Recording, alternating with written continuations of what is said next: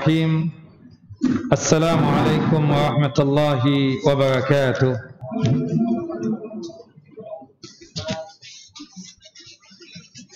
Alhamdulillah alladzi bi ni'matihi tatimmus shalihat wa usalli wa usallim ala nabiyil karim Muhammad bin Abdullah wa ala alihi wa sahbihi wa man tabi'u ila yaumiddin wa ba'd wa bi sakhli sadri wa yassir li amri wahlul 'uqdatam min lisani yafqahu qawli. Allahumma anfa'na bima 'allamtana wa 'allimna ma yanfa'una wa zidna 'ilma. Allahumma inna na'udzubika min jahdil bala wa darakasy syaqa wa su'il qada wa syamatatil a'da. Allahumma inna na'udzubika minal barasi wal jununi wal juzami wa sayil asqam. Allahumma inna na'udzubika min zawali ni'matika wa fujaati niqmatika wa tahawuli afiyatika wa jami'i sakhatika. Ikhwani wa akhawati fid din, a'azani wa a'azakumullah.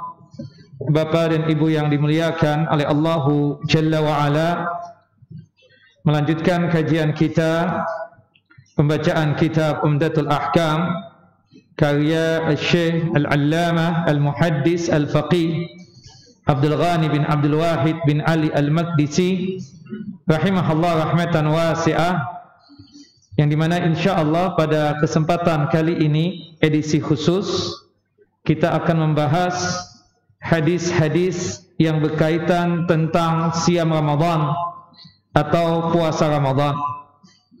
Sebagaimana yang kita ketahui, pada hari ini sudah masuk tanggal 15 Sya'ban, yang artinya hitungan 2 pekan lagi Ramadan akan kita jumpai jika Allah Jalla Jalaluh masih menakdirkan kepada kita mendapatkan anugerah ya umur panjang. Semoga Allah Jalla Jalaluh memanjangkan umur kita di dalam ketaatan kepadanya hingga kita bisa berjumpa dengan bulan yang penuh dengan keberkahan, yaitu bulan Ramadan. Allahumma sallimna ila Ramadan wa sallim lana Ramadan. Ya Allah, sampaikanlah kita ini kepada bulan Ramadan dan jumpakanlah Ramadan kepada kita. Ikhwani wa akhawati fid din, a'azani wa a'azakumullah. Kalau kita berbicara tentang masalah as-siyam, as-siyam itu terambil dari kata-kata shoma yasumu shauman au siyama, yang artinya amsaka yumsiku imsakan, menahan diri. Itu secara bahasa. Ya, makanya kata Abu Ubaidah, seorang ahli bahasa, setiap seseorang menahan diri dari sesuatu, baik dari yang namanya makan, tidak makan, atau tidak minum, atau tidak mau untuk berbicara, atau berkaitan dengan hal-hal yang sifatnya diperlukan oleh manusia, atau menahan diri, dia tersebut tidak mau membicarakan aibnya manusia, dia tersebut disebut sebagai seseorang yang shaim, orang yang menahan diri dari sesuatu yang dia tidak ingin lakukan. Termasuk juga orang yang menahan diri dari hal-hal yang membatalkan ibadah puasa, diistilahkan dengan istilah shaim. Nah, itu secara bahasa. Sedangkan secara istilah syariatnya, yang disebut dengan siam atau shaum tersebut adalah al-imsaku biniyati al-imsaku biniyati anil muftirat min shakhsin makhsusin fi waqtin makhsus, atau al-imsaku an jami'il muftirat biniyati ta'abbud lillahi ta'ala. Ya, menahan diri dari sesuatu hal-hal, atau menahan diri dari hal-hal yang membatalkan ibadah puasa dengan niatan untuk beribadah kepada Allah Jalla Jalaluh. ya, menahan diri dari hal-hal yang membatalkan ibadah puasa dengan niatan untuk beribadah kepada Allah Subhanahu wa taala. Ya, dari saksin maksus, dari orang yang khusus, karena kita tahu yang menjalankan ibadah siam ini adalah ibadah puasa ini adalah orang yang berakal, orang yang baligh, ya, yang dimana dia tersebut juga ya sebagai seorang perempuan suci dari yang namanya haid dan nifas, karena salah satu larangan dari perempuan haid dan nifas tersebut, dia tersebut tidak boleh untuk ya melaksanakan ibadah siam atau ibadah puasa fi waktin maksus, di waktu yang khusus. Untuk masalah puasa tersebut kita katakan dari ya datangnya waktu sholat subuh sampai ya tenggelamnya matahari, sampai tenggelamnya matahari, ya, dari terbitnya fajar as-shadiq. Fajar as-shadiq itu adalah bintang yang mengeluarkan cahaya warna kemerah-merahan sebagai tanda bahwasannya waktu salat subuh telah tiba. Nah, ketika waktu salat subuh tersebut telah tiba, maka berarti kita memulai untuk melaksanakan siam kita atau puasa kita. Dan berakhirnya ya kita berpuasa tersebut ketika tenggelamnya matahari. Ketika tenggelamnya matahari. Sebagaimana yang disebutkan oleh Allah Jalla Jalaluh dalam surah Al-Baqarah, surah yang kedua ayat 187. Hatta yatabayyana lakumul khaytul abyadu minal khaytil aswadi minal fajar. Ya, sebelumnya Allah Jalla wa Ala mengatakan kulu washrabu, silakan terus makan, silahkan terus minum sampai kalian tersebut nampak jelas buat kalian yang namanya benang putih menutupi benang hitam dari bagian fajar. Maksudnya di sini benang putih itu adalah simbol datangnya pagi hari. Pagi hari itu tandanya ya dengan terbitnya fajar as-shadiq. Itu awal mula ya adanya ya waktu ya adanya pagi hari tersebut dengan munculnya fajar as-shadiq. Fajar as-shadiq tersebut adalah bintang yang mengeluarkan cahaya warna kemerah-merahan sebagai tanda bahwasanya waktu salat subuh telah tiba. Dan khaytul aswad itu malam hari. Waktu malam hari tersebut berakhir ya ketika datangnya waktu subuh tersebut.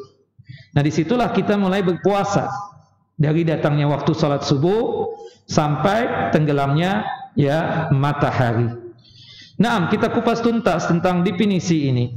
Ya, definisi ini disebutkan oleh Syekh Muhammad bin Shalih Al-Utsaimin rahimahullah rahmatan wasi'ah, yang intinya hampir sama dengan apa yang dikatakan oleh para ulama yang lain, yaitu al-imsak an jami'il muftirat biniyati ta'abbud, ya, atau at-ta'abbud lillahi bitarkil muftirat, beribadah kepada Allah Jalla Jalaluh dengan cara meninggalkan hal-hal yang membatalkan ibadah puasa.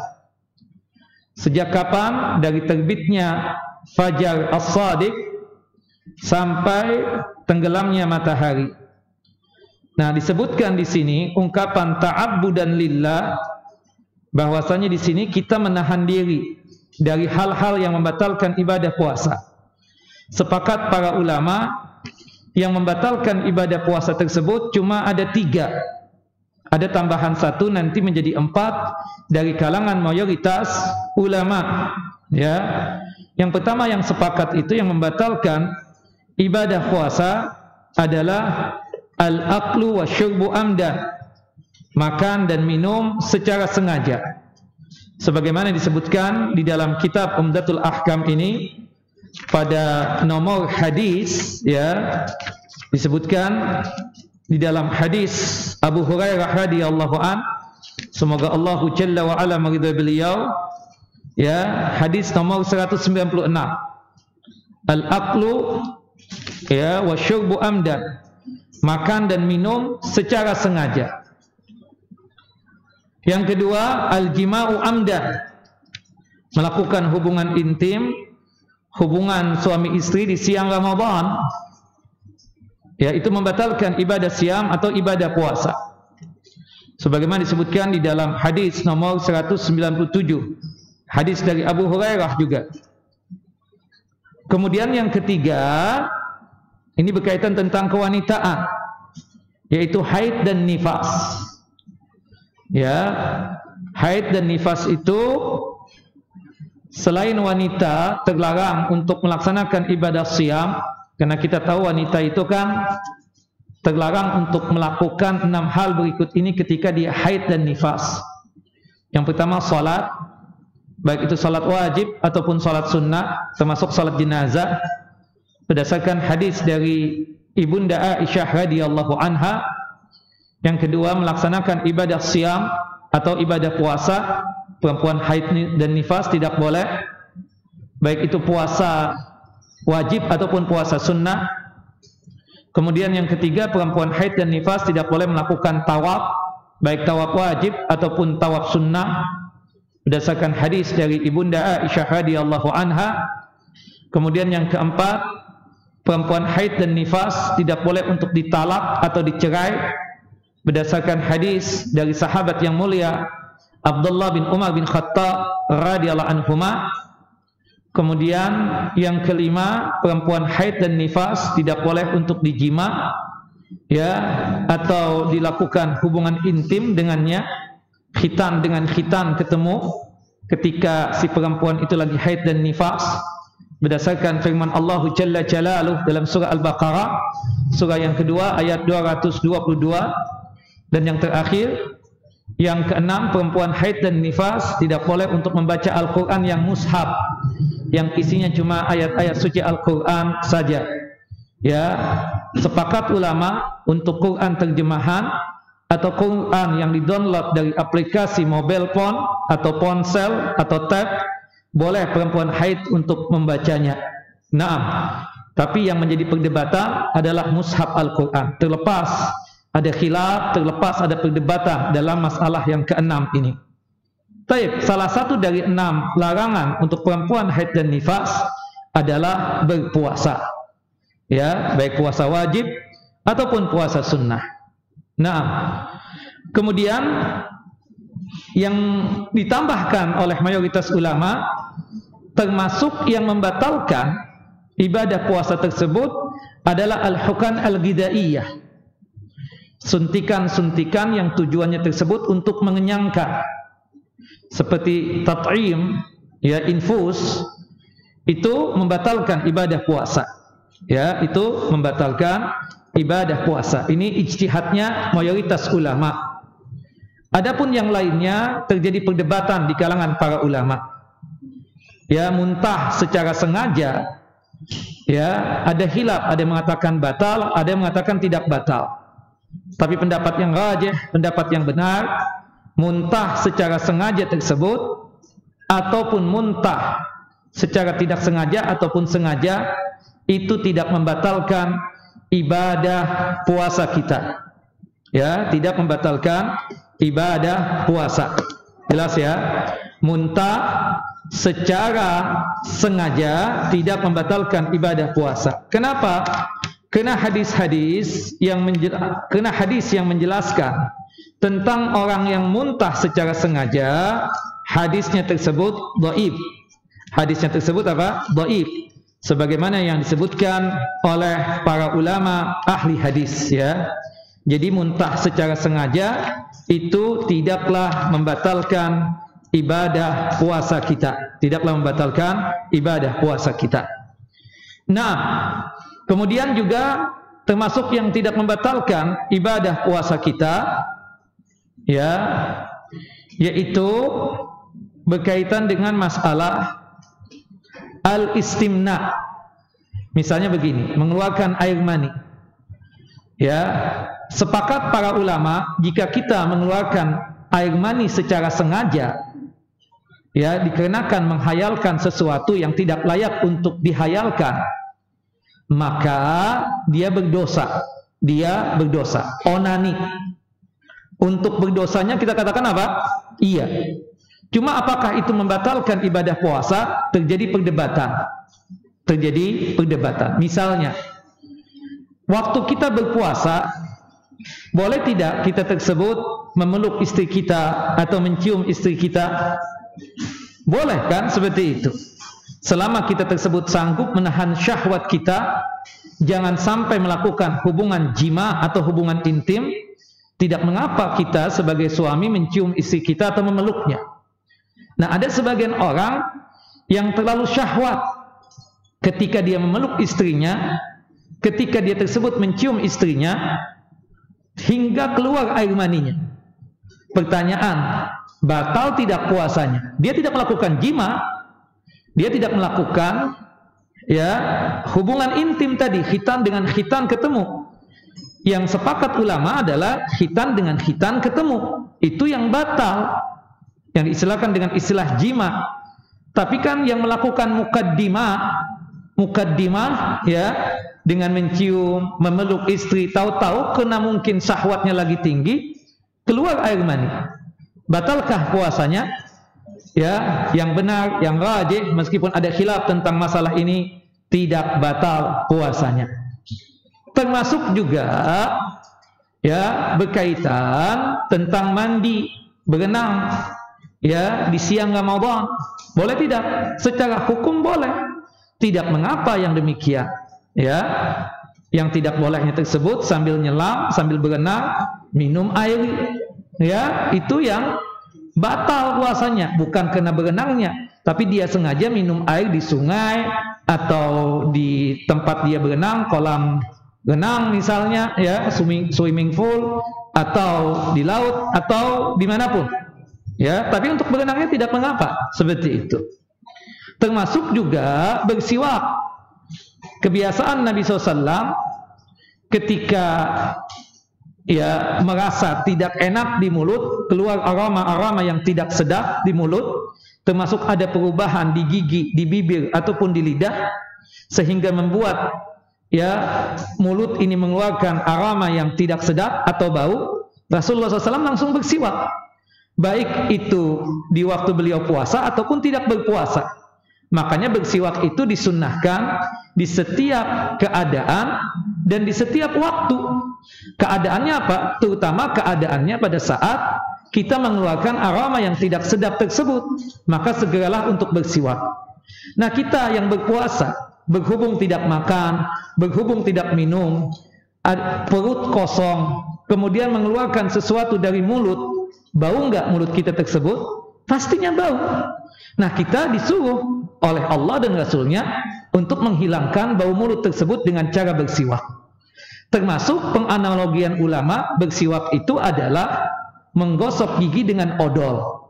Menggosok gigi dengan odol di siang Ramadan boleh atau tidak boleh?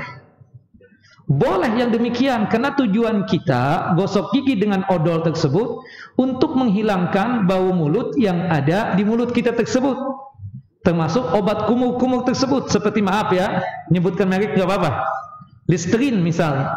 Kan tujuan kita untuk menghilangkan bau mulut, tidak untuk meneguknya, tidak untuk meminumnya, kan seperti itu.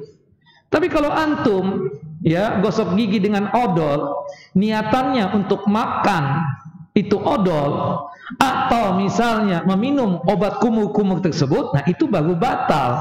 Dan ana hakul yakin, seyakin-yakinnya antum yang ada di sini, baik ikhwan ataupun akhwat, ketika gosok gigi tersebut tidak ada niatan untuk makan odol, kan seperti itu. Nah, jadi sekali lagi kita katakan, menggosok gigi dengan odol di siang Ramadan itu tidaklah membatalkan puasa kita. Seperti itu, ikhwan wa akhwati fiddin, a'azani wa azakumullah. Nah, itu beberapa hal yang kita sebutkan Nanti kita bacakan hadisnya secara khusus. Kemudian berpuasanya kita tersebut dari terbitnya fajar as-shadiq, yaitu ketika datangnya waktu salat subuh. Inilah yang disebut dengan imsak yang sesungguhnya. Jadi bukan 5 menit atau 10 menit sebelum apa? Sebelum azan subuh. Bedakan antara imsak dengan tanbih. Tanbih itu peringatan. Kita tanya sama Mas Dedi, Mas, azan subuh berapa menit lagi? 10 menit lagi Ustaz. Baik, insya Allah cukup ya makan. Insya Allah kalau Ustaz cepat-cepat, kata Mas Dedi. Baik, kasih isyarat ya kalau dekat. Baru beberapa, Ustaz 5 menit lagi Ustaz. 3 menit lagi Ustaz. Nah itu namanya apa? Tanbih, peringatan.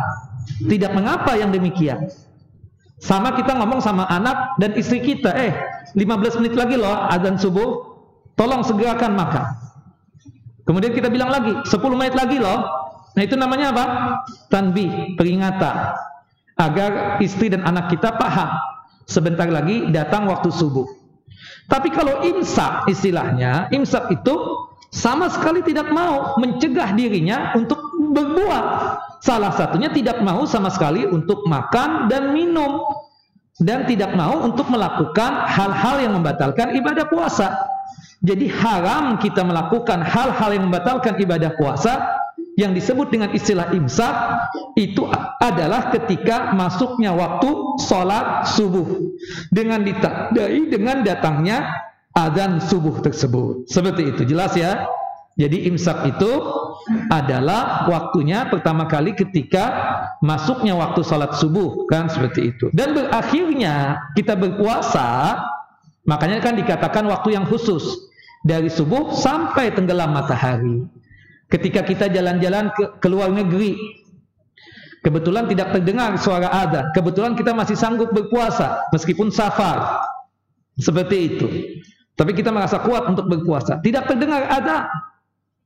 Maka ketika kita lihat matahari sudah tenggelam, pastikan antum batalkan, jangan ditunda-tunda sampai keadaan gelap gulita. Jangan seperti itu. Itu adalah keadaannya orang Syiah. Orang-orang Syiah Rafidah, aliran sesat lagi menyesatkan. Mereka tersebut mau berbuka kalau sudah hari sudah gelap gulita. Ya, bahkan mereka tersebut baru berbuka puasa kalau syafaq merah sudah hilang.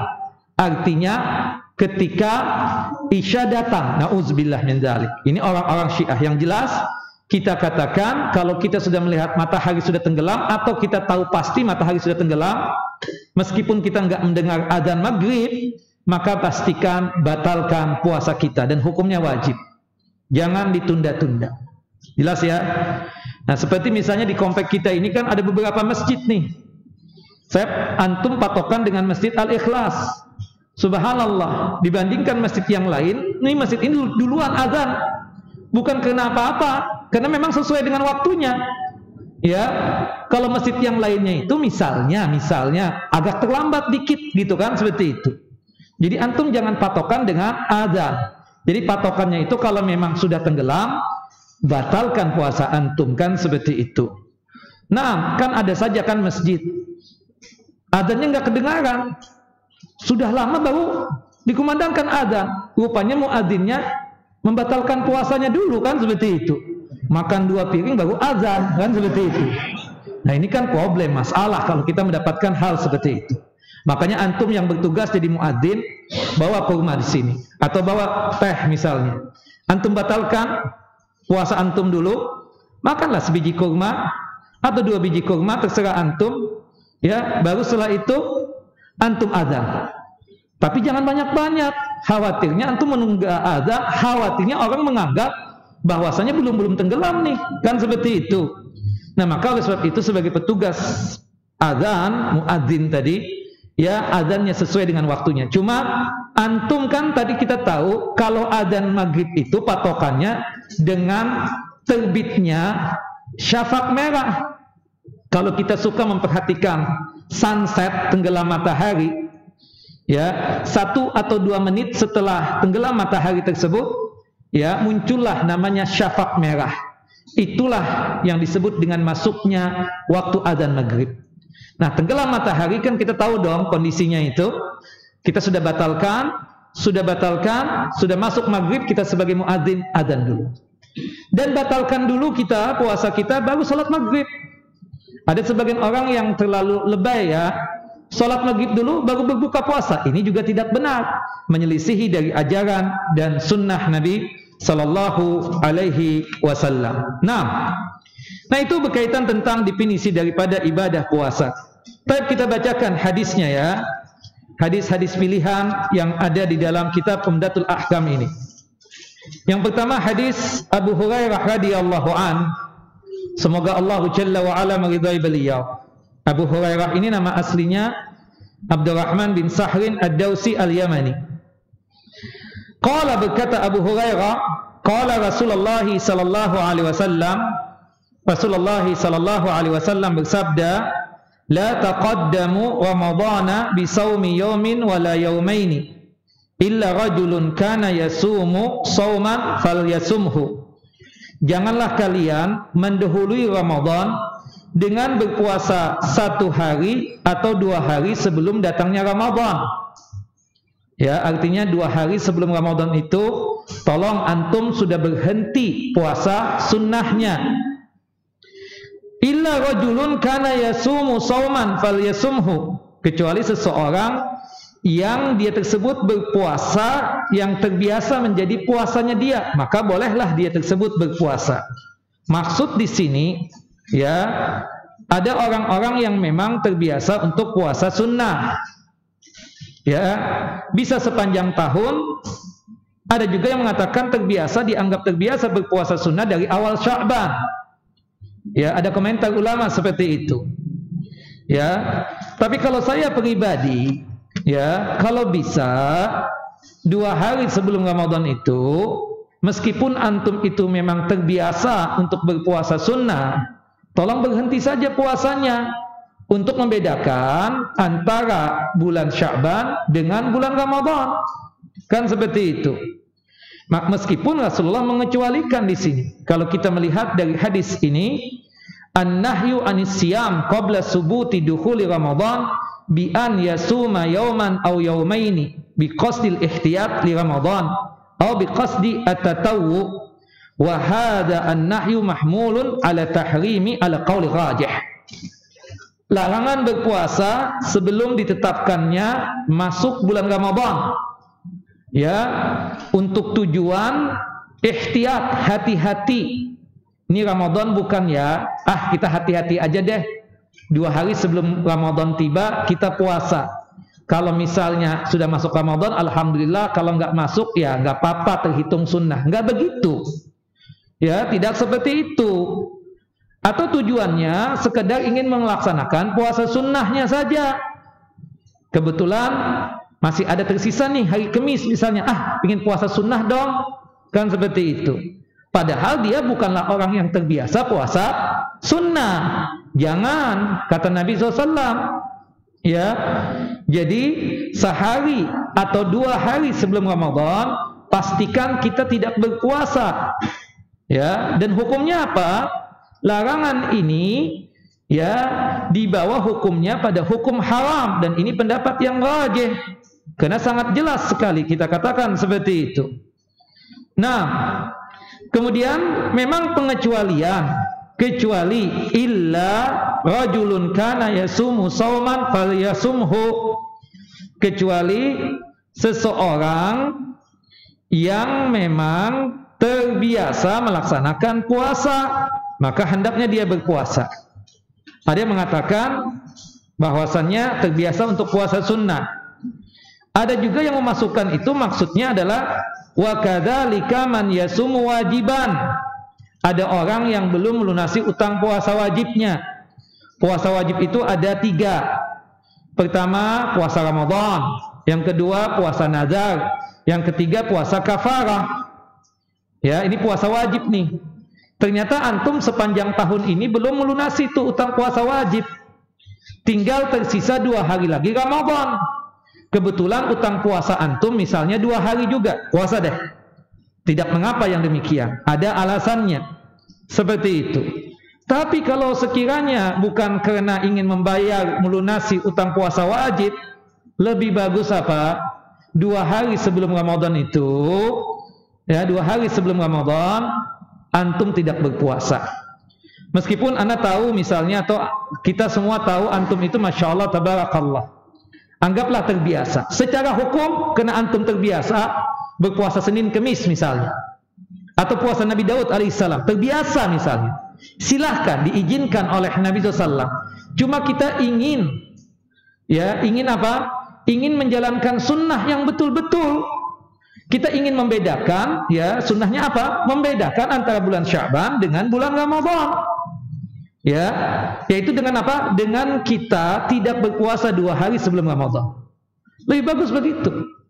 Ya, seperti itu. Meskipun tidak ada larangan kalau sekiranya antum memang terbiasa berpuasa. Ini sekedar saran saja supaya kita betul-betul menghidupkan sunnah Nabi SAW. 2 hari sebelum Ramadan kita tidak berpuasa lagi. Karena kata Nabi dalam hadis yang lain, man shama yaumus syak, ya, faqad as'abal qasim. Barang siapa yang puasa di hari yang meragukan, apakah ini masih Sya'ban ataukah sudah masuk Ramadan, maka berarti dia tersebut telah bermaksiat dengan Abul Qasim. Abul Qasim di sini adalah Nabi kita Muhammad sallallahu alaihi wasallam. Nah itu intinya, ya, jelas ya. Baik. Kemudian Rasulullah SAW bukankah paling banyak berpuasa di bulan Sya'ban? Benar. Ya, tapi Rasulullah menghentikan puasa beliau 2 hari sebelum apa? Ramadan tiba. Nah, puasa yang dilakukan oleh Nabi pun bukan puasa 1 bulan full. Ungkapan Ibunda Aisyah, ungkapan Ibunda Ummu Salamah, Rasulullah itu, ya, di dalam hadis Ibunda Ummu Salamah mengatakan itu secara sempurna berpuasa di bulan Ramadan. Kata Ibunda Ummu Salamah, maksud sempurna di situ maksudnya tidak lain paling banyaknya berpuasa dibandingkan bulan-bulan yang lainnya itu di bulan Sya'ban. Di bulan apa? Di bulan Sya'ban. Dan Ibunda Aisyah secara tegas mengatakan dengan kata beliau bahwasannya paling banyaknya Rasulullah SAW itu berpuasa itu di bulan Sya'ban, tapi paling sempurnanya berpuasa 1 bulan full itu di bulan Ramadan. Nah, pertanyaan saya, kenapa Nabi SAW itu kok paling banyak berpuasa sunnahnya itu di bulan Sya'ban, tidak bulan-bulan yang lain? Padahal ada bulan suci kan, bulan haram. Ada 4 bulan tuh, sebagaimana yang Allah Jalla wa Ala firmankan di dalam surah At-Taubah, surah yang ke-9 ayat 36 itu. Nah, dan disebutkan di dalam hadis Abi Bakrah, hadis yang dikeluarkan oleh Imam Bukhari dan Muslim. Bulan Zulqa'dah, bulan Dzulhijjah, bulan Muharram dan bulan Rajab. Tapi yang disebutkan di sini Rasulullah paling banyak berpuasa di bulan Sya'ban. Padahal kalau kita melakukan amalan di bulan suci, salah satunya puasa sunnah, itu dilipat gandakan pahala kita tersebut. Apa sebabnya, ikhwah? Untuk warming up, pemanasan, supaya apa? Tidak kaget kita ketika masuk Ramadan. Orang yang tidak terbiasa berpuasa ketika masuk Ramadan di hari yang pertama capek enggak? Terasa capek, terasa enggak kuat. Apalagi kondisi panas terik seperti sekarang ini. Iya kan? Banyak orang-orang yang gagal untuk menjalankan puasa Ramadannya. Tapi kalau orang sudah terbiasa, sudah warming up, pemanasan di bulan Sya'ban, maka insya Allah Ramadan gampang saja dia akan melaksanakan ibadah puasa tersebut. Ibarat kata nih, kalau kita mau main bola, langsung masuk ke lapangan, apa ada pemanasan dulu? Ada pemanasan dulu, squat jump, push up, lari-lari kecil, gerak badan, gerak kaki dulu, supaya nanti ketika main bola yang sebenarnya masuk di lapangan itu tidak terkaget-kaget kita tersebut, tidak ngos-ngosan, ya kan, seperti itu. Nah, itu maksudnya, ya. Sekaligus juga memang, ya, itu tujuannya kenapa kok paling banyak berpuasa di bulan Sya'ban. Ya, itu yang dijelaskan bahwasannya karena sebagai persiapan untuk menghadapi apa? Bulan Ramadan dengan berpuasa seperti itu. Wallahu a'lam bissawab. Dari hadis ini juga ilmu yang bisa kita dapatkan, jawazu qauli Ramadan biduni idafati syahri ilai. Boleh kita langsung mengucapkan Ramadan telah hadir. 2 minggu lagi atau 2 pekan lagi Ramadan. Bolehkah begitu? Boleh. Tanpa harus menyebutkan bulan Ramadan. Tanpa menamakan bulan.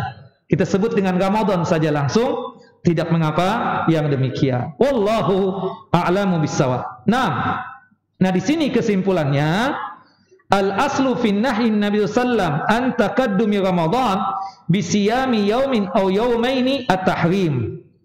Asal mula hukum dari larangan Nabi, tidak boleh kita mendahului Ramadan dengan berpuasa 1 hari atau 2 hari, hukumnya haram.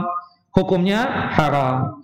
Kemudian ada kasus-kasus annahu, ya, yang berkaitan dengan haram tersebut, kalau dia annahu idza shamal insan akhir syahri Sya'ban ihtiyatan li Ramadan kana hadha muharraman wa ismuhu aghlad.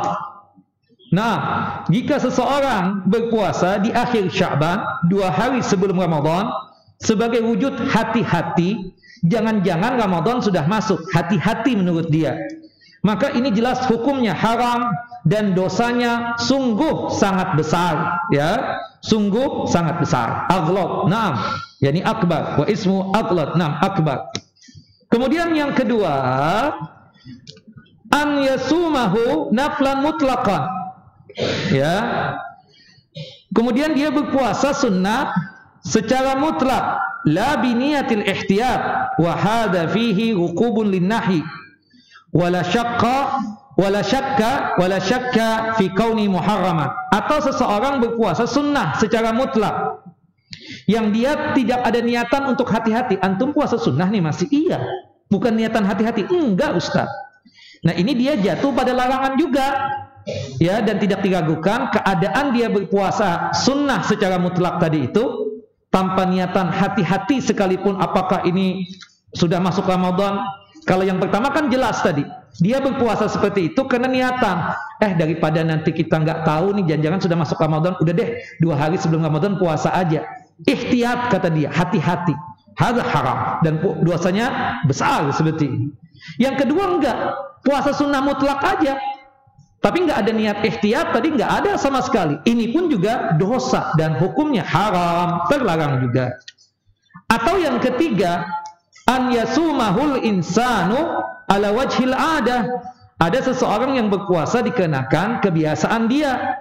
Seperti misalnya dia berpuasa Nabi Daud alaihissalam, an yasumu yauman wa yuftiru yauman, sehari puasa, sehari berbuka. Wa sadafa akhir yaumin min Sya'ban yauma saumihi, kemudian bertepatan dengan itu dia puasa Nabi Daud, pas kenanya itu 1 hari atau 2 hari sebelum Sya'ban. Wa hadza la ba'sa bi siyamihi wa hadza alladhi jaa al hadis illa an yakuna rajulan kana yasumu saumahu falyasum dzalikal yaum. Kalau sekiranya keadaannya seperti itu, berhubung dia tersebut terbiasa puasa Nabi Daud alaihissalam, sehari puasa, sehari tidak berpuasa, kemudian bertepatan ketika dia sedang berpuasa tersebut kena 2 hari atau 1 hari sebelum Ramadan, monggo silahkan dia berpuasa. Ini loh maksud Nabi SAW, kecuali orang yang terbiasa berpuasa sunnah, maka silahkan dia tersebut untuk melakukan puasa di hari itu, 1 hari atau 2 hari sebelum Ramadan.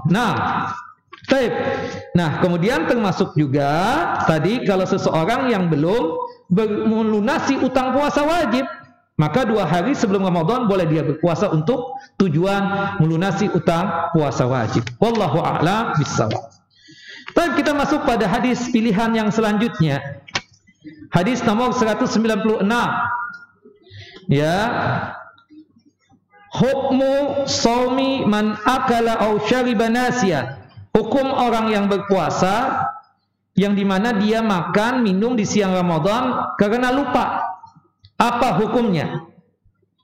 An Abi Hurairah radhiyallahu an, dari sahabat yang mulia Abu Hurairah, semoga Allah Jalla wa ala meridai beliau, anin Nabi sallallahu alaihi wasallam qala, bahwasanya Nabi SAW bersabda, man nasiya wa huwa shaim fa akala aw syariba falyutimma saumahu fa innama at'amahu Allahu wa saqahu.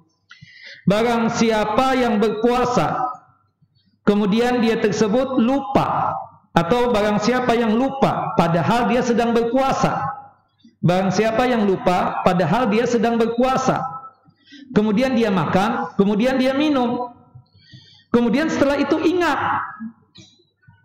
setelah 2 piring setengah makan, 2 rendang, 2 ayam goreng, ya subhanallah, ya tambah ayam pop misalnya, sudah habis 2 piring setengah, ingat anak kan puasa, Maka apa yang harus dia lakukan? Tinggalkan itu makanan yang tersisa. Nggak ada istilah nanggung deh, ayam popnya masih ada sama rendangnya misalnya. Jangan.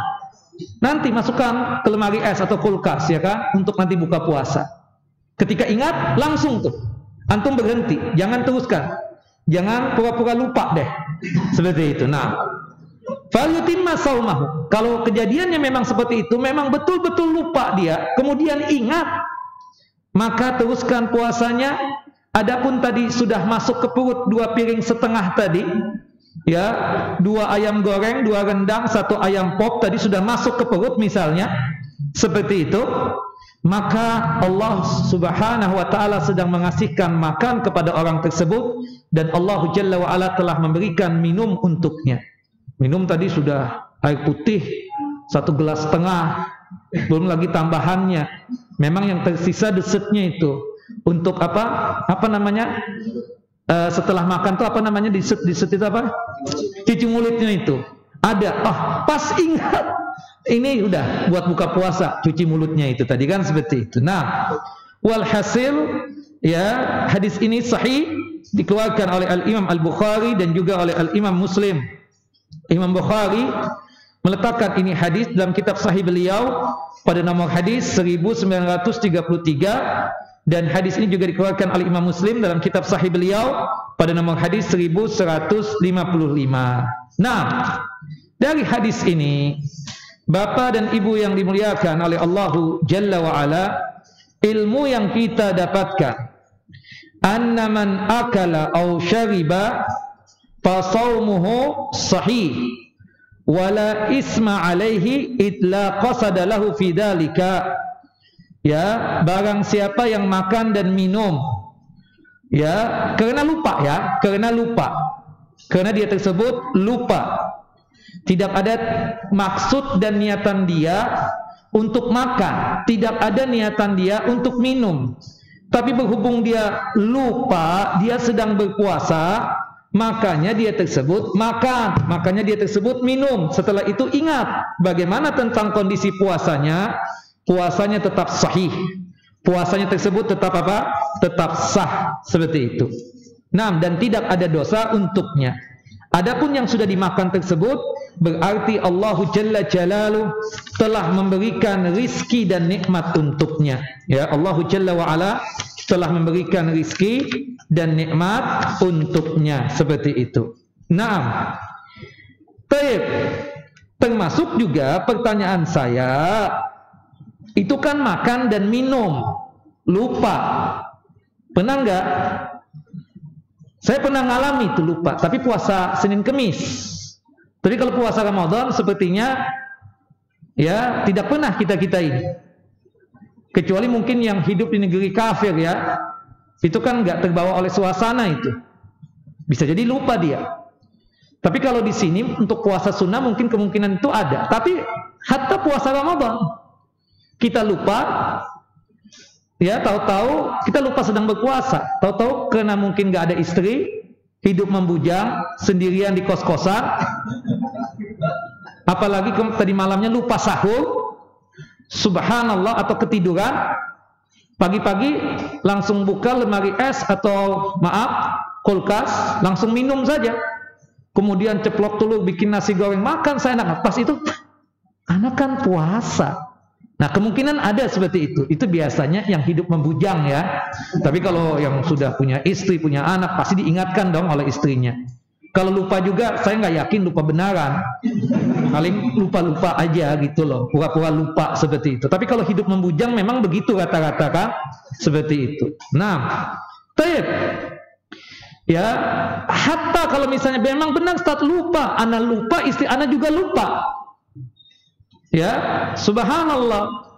Kemudian ingat, teruskan nggak puasanya? Teruskan puasanya. Yang sudah dimakan 2 piring tadi, fa inna ma'at amahallahu wasaqah. Allah telah memberikan makan dan minum untuknya. Nah, itu kan kalau sekiranya berkaitan dengan makan dan minum, lupa. Teruskan puasanya kalau ingat dan puasanya sah. Kemudian kita katakan dia tidak ada dosa.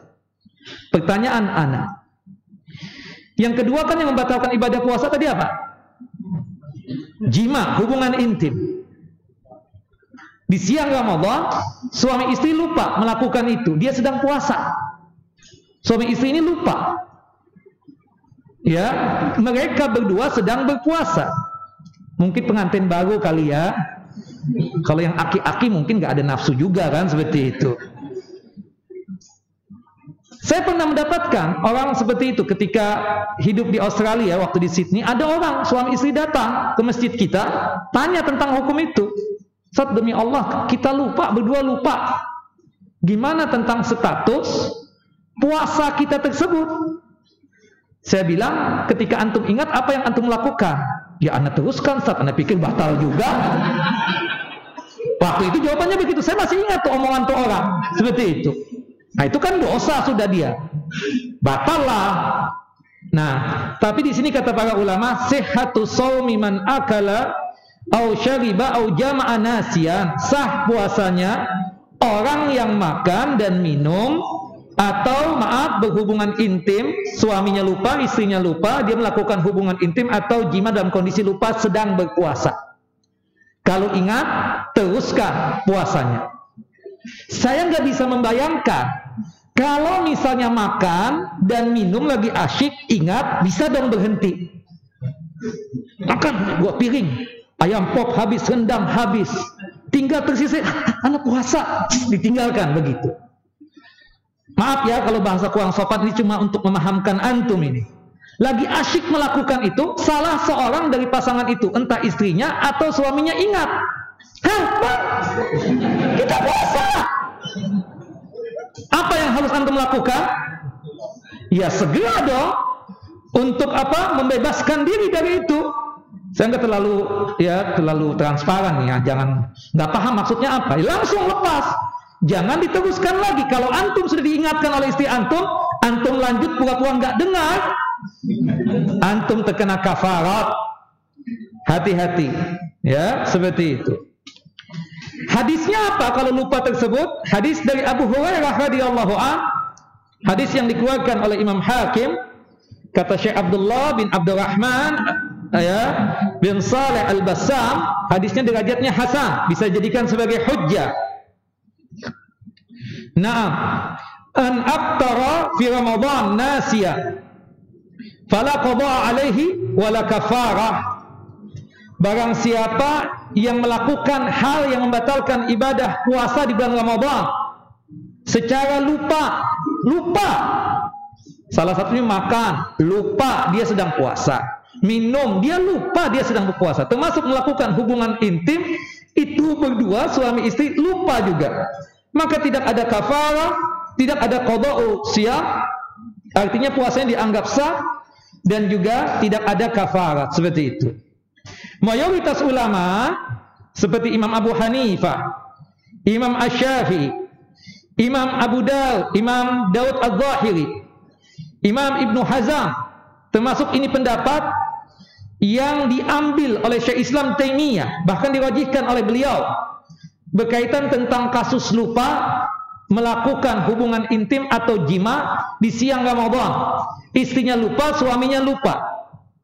Ya, kata mereka, kata mayoritas ulama, ila annahu la yufsidus siyam. Puasanya tidak rusak, puasanya tidak batal.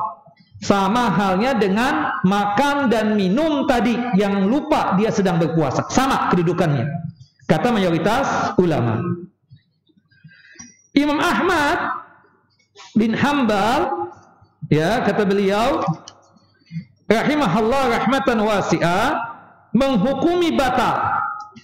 Ya, disebutkan oleh Imam Ahmad bin Hanbal rahimahullah rahmatan wasi'ah, ya, wa idza kana fi nahari Ramadan fahuwa, ya, disebutkan fa dhahaba Imam Ahmad wa atba'uhu ila annal jima'a mufsidun lis-siyami walau kana min ahlil jahil awin nasi, ya, awin nasi.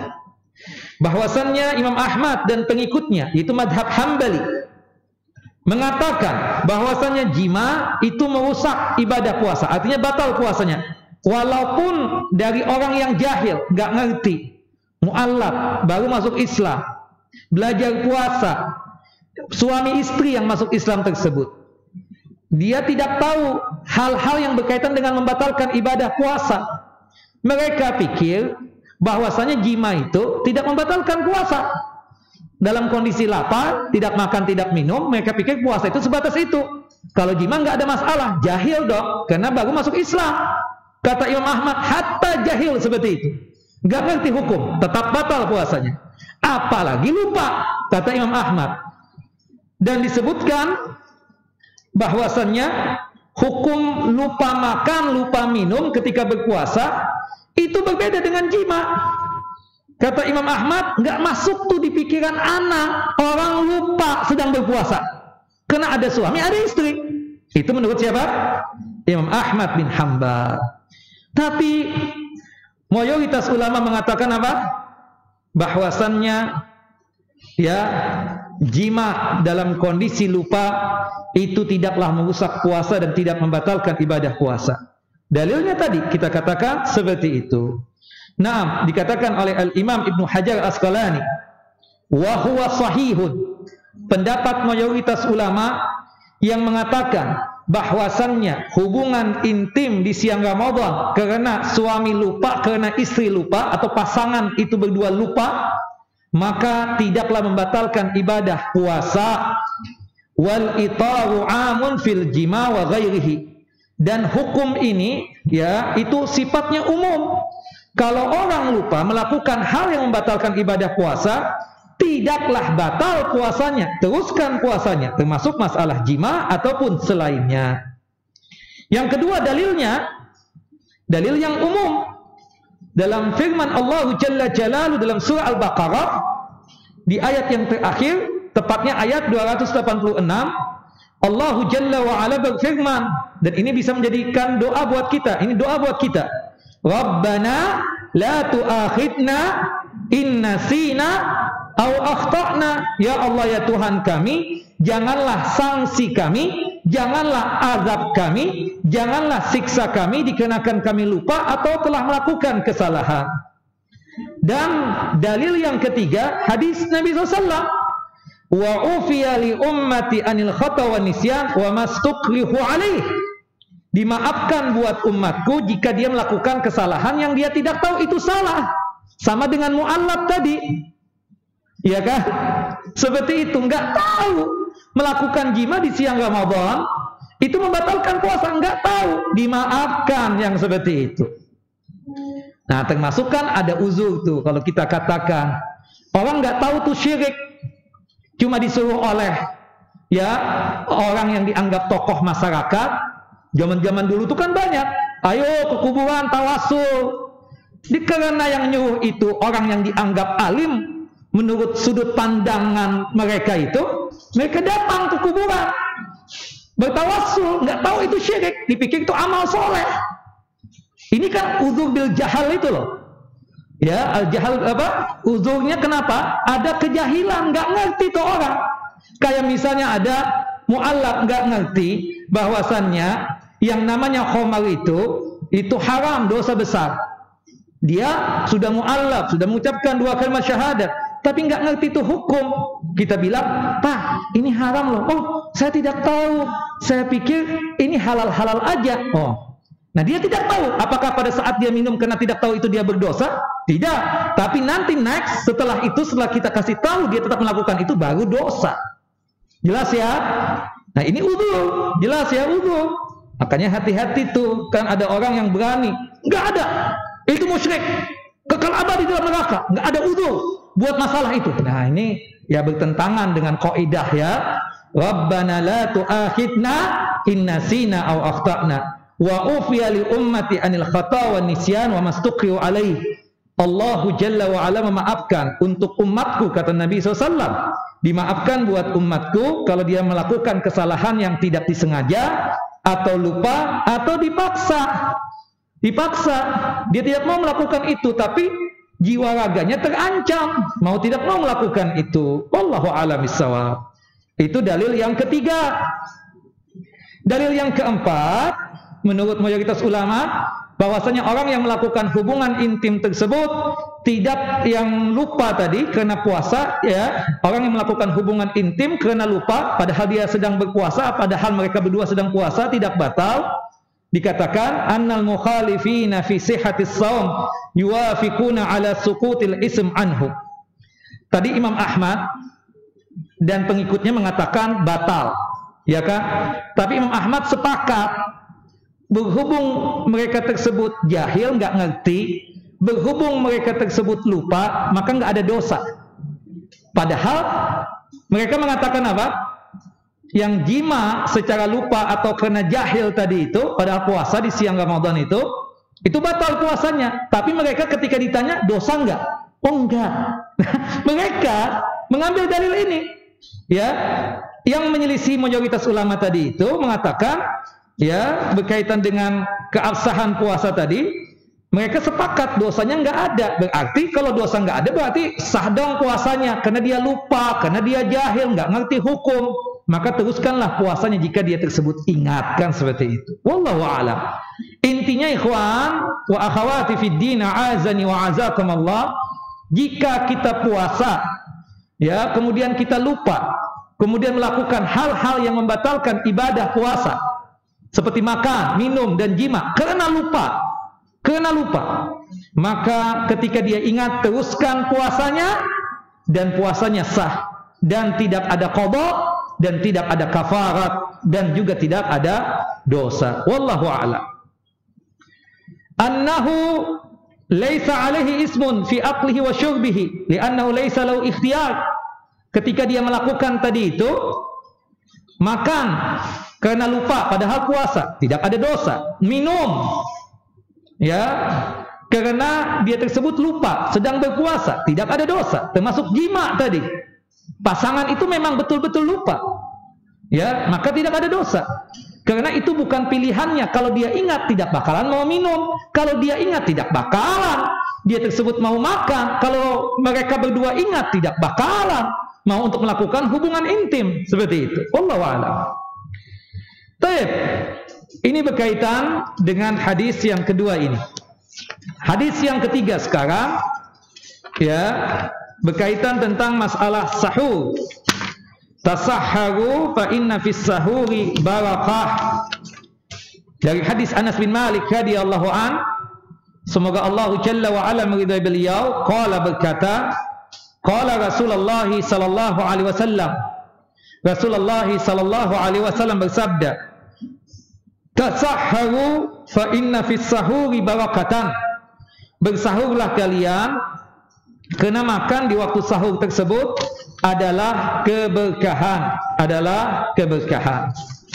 Nah, hadis ini sahih, ya, dari jalurnya sahabat yang mulia Anas bin Malik. Hadis ini dikeluarkan oleh Al-Imam Al-Bukhari dalam kitab sahih beliau pada nomor hadis 1923, dan hadis ini juga dikeluarkan oleh Al-Imam Muslim dalam kitab sahih beliau pada nomor hadis 1095. Ilmu yang bisa kita dapatkan dari hadis ini adalah sebagai berikut. Yang pertama, annas-shaima ma'murun bis-suhuri atau bis-sahuri li'anna fihi khairan katsiran wa barakatan 'azimatan diniyatan wa dunyawiyatan wa huwa mimma ikhtassa bihi hadhil ummah. Bahwasanya orang yang berpuasa atau orang yang punya niatan untuk berpuasa, baik itu puasa wajib ataupun puasa sunnah, diperintahkan untuk bersahur. Karena di dalam sahur tersebut ada kebaikan yang banyak dan ada keberkahan yang agung, baik secara din, agama, ataupun secara dunia. Dan bersahur ini khusus ada pada umat Nabi Muhammad SAW. Nasrani, Yahudi juga berpuasa. Tapi kata Nabi SAW, faslu siyamina wa siyami ahlul kitab aklatus sahur. Perbedaan puasa kami, puasa kaum muslimin, dengan puasanya orang Yahudi dan orang Nasrani adalah makan di waktu sahur. Jadi dengan kita makan di waktu sahur, selain kita mencontoh Nabi SAW, itu sama dengannya pahala, sekaligus juga agar puasa yang kita kerjakan ini tampil berbeda dengan puasanya ahlul kitab, untuk membedakan puasa kita dengan puasanya mereka, makan di waktu sahur. Dan ini poin pahala yang kedua yang dia dapatkan. Sekaligus juga keberkahan yang kita dapatkan secara din dan agama. Allah dan para malaikatnya bersalawat kepada orang-orang yang bersahur. Innallaha, kata Nabi SAW, qala Rasulullah, innallaha wa malaikatahu yusalluna alal mutasahhirin. Sesungguhnya Allah dan para malaikatnya bersalawat kepada orang-orang yang bersahur. Salawatnya Allah, maksudnya Allah memberikan berbagai macam kebaikan untuk orang yang bersahur. Di antaranya diampuni dosa, diberikan rahmat dan kasih sayangnya oleh Allah Jalla wa'ala, termasuk dimudahkan rizki dan nikmat. Adapun salawatnya malaikat kepada orang yang bersahur, para malaikat mendoakan orang-orang yang bersahur. Di antara doanya malaikat tersebut untuk orang yang bersahur, agar Allah Jalla wa'ala mengampuni dosa-dosanya orang yang bersahur, ya, agar Allah memberikan rahmat dan kasih sayangnya kepada orang yang bersahur, termasuk juga terbebas dari yang namanya siksa api neraka. Ya, karena bulan Ramadan itu bulan pembebasan dari siksa api neraka. Sebagaimana disebutkan di dalam hadis yang sahih, hadis dari Abu Hurairah radhiyallahu an, hadis yang dikeluarkan oleh Al-Imam Al-Bukhari dan Muslim. Kata Nabi SAW, "Idza jaa Ramadan, supidati syayatin, wa ghuliqat abwabun niran, wa futihat abwabul jinan." Ketika datang bulan Ramadan, ya, datang bulan Ramadan, syaitan terbelenggu, dirantai. Maksudnya dirantai dan dibelenggu, ya, itu dipersulit jalannya syaitan untuk menggoda manusia. Ya, ada yang memahami secara hakikatnya dibelenggu. Ada yang memahami sebagaimana yang saya sebutkan tadi. Saya lebih condong yang kedua ini. Karena buktinya di bulan Ramadan masih ada yang maksiat enggak? Masih, kadang di hadapan kita, kan begitu. Masih ada yang gosip enggak? Masih. Masih ada yang fitnah enggak? Masih. Masih ada yang berantem enggak? Masih. Masih ada yang perang? Masih. Berarti menunjukkan syaitan masih bekerja. Tapi di bulan Ramadan secara khusus dipersulit jalannya syaitan untuk menggoda manusia. Makanya antum, subhanallah, kita tahu nih, antum di luar Ramadan bakhilnya ampun. Tapi kita lihat, ini orang subhanallah kalau Ramadan, ya Ramadan setahun sekali begitu dia.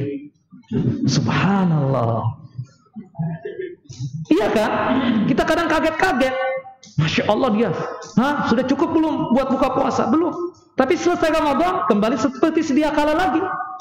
Seperti ibadah musiman. Karena memang untuk melakukan kebaikan luar biasa. Antum Ramadan datang ke masjid, tarawih, hidupkan malam, qiyamul lail juga, tengah malam. Oke. Terasa mudah. Dan kalau masalah maksiat, hati-hati betul. Subhanallah, takut lagi puasa. Kan seperti itu. Ya, itu yang terjadi kita katakan. Karena memang jalannya syaitan betul-betul dipersulit oleh Allah Jalla wa'ala untuk menggoda manusia. Kemudian wa ghuliqat abwabun nira. Ada dua konteks hadis, ada yang mengatakan konteks yang pertama seperti itu, tertutup pintu-pintu neraka, baru disebutkan terbuka pintu-pintu surga. Dalam hadis yang lain disebutkan wa futihat abwabul jinan, yang disebutkan pertama kali tentang surga. Dibuka pintu-pintu surga yang berjumlah 8, baru ditutup rapat-rapat pintu neraka.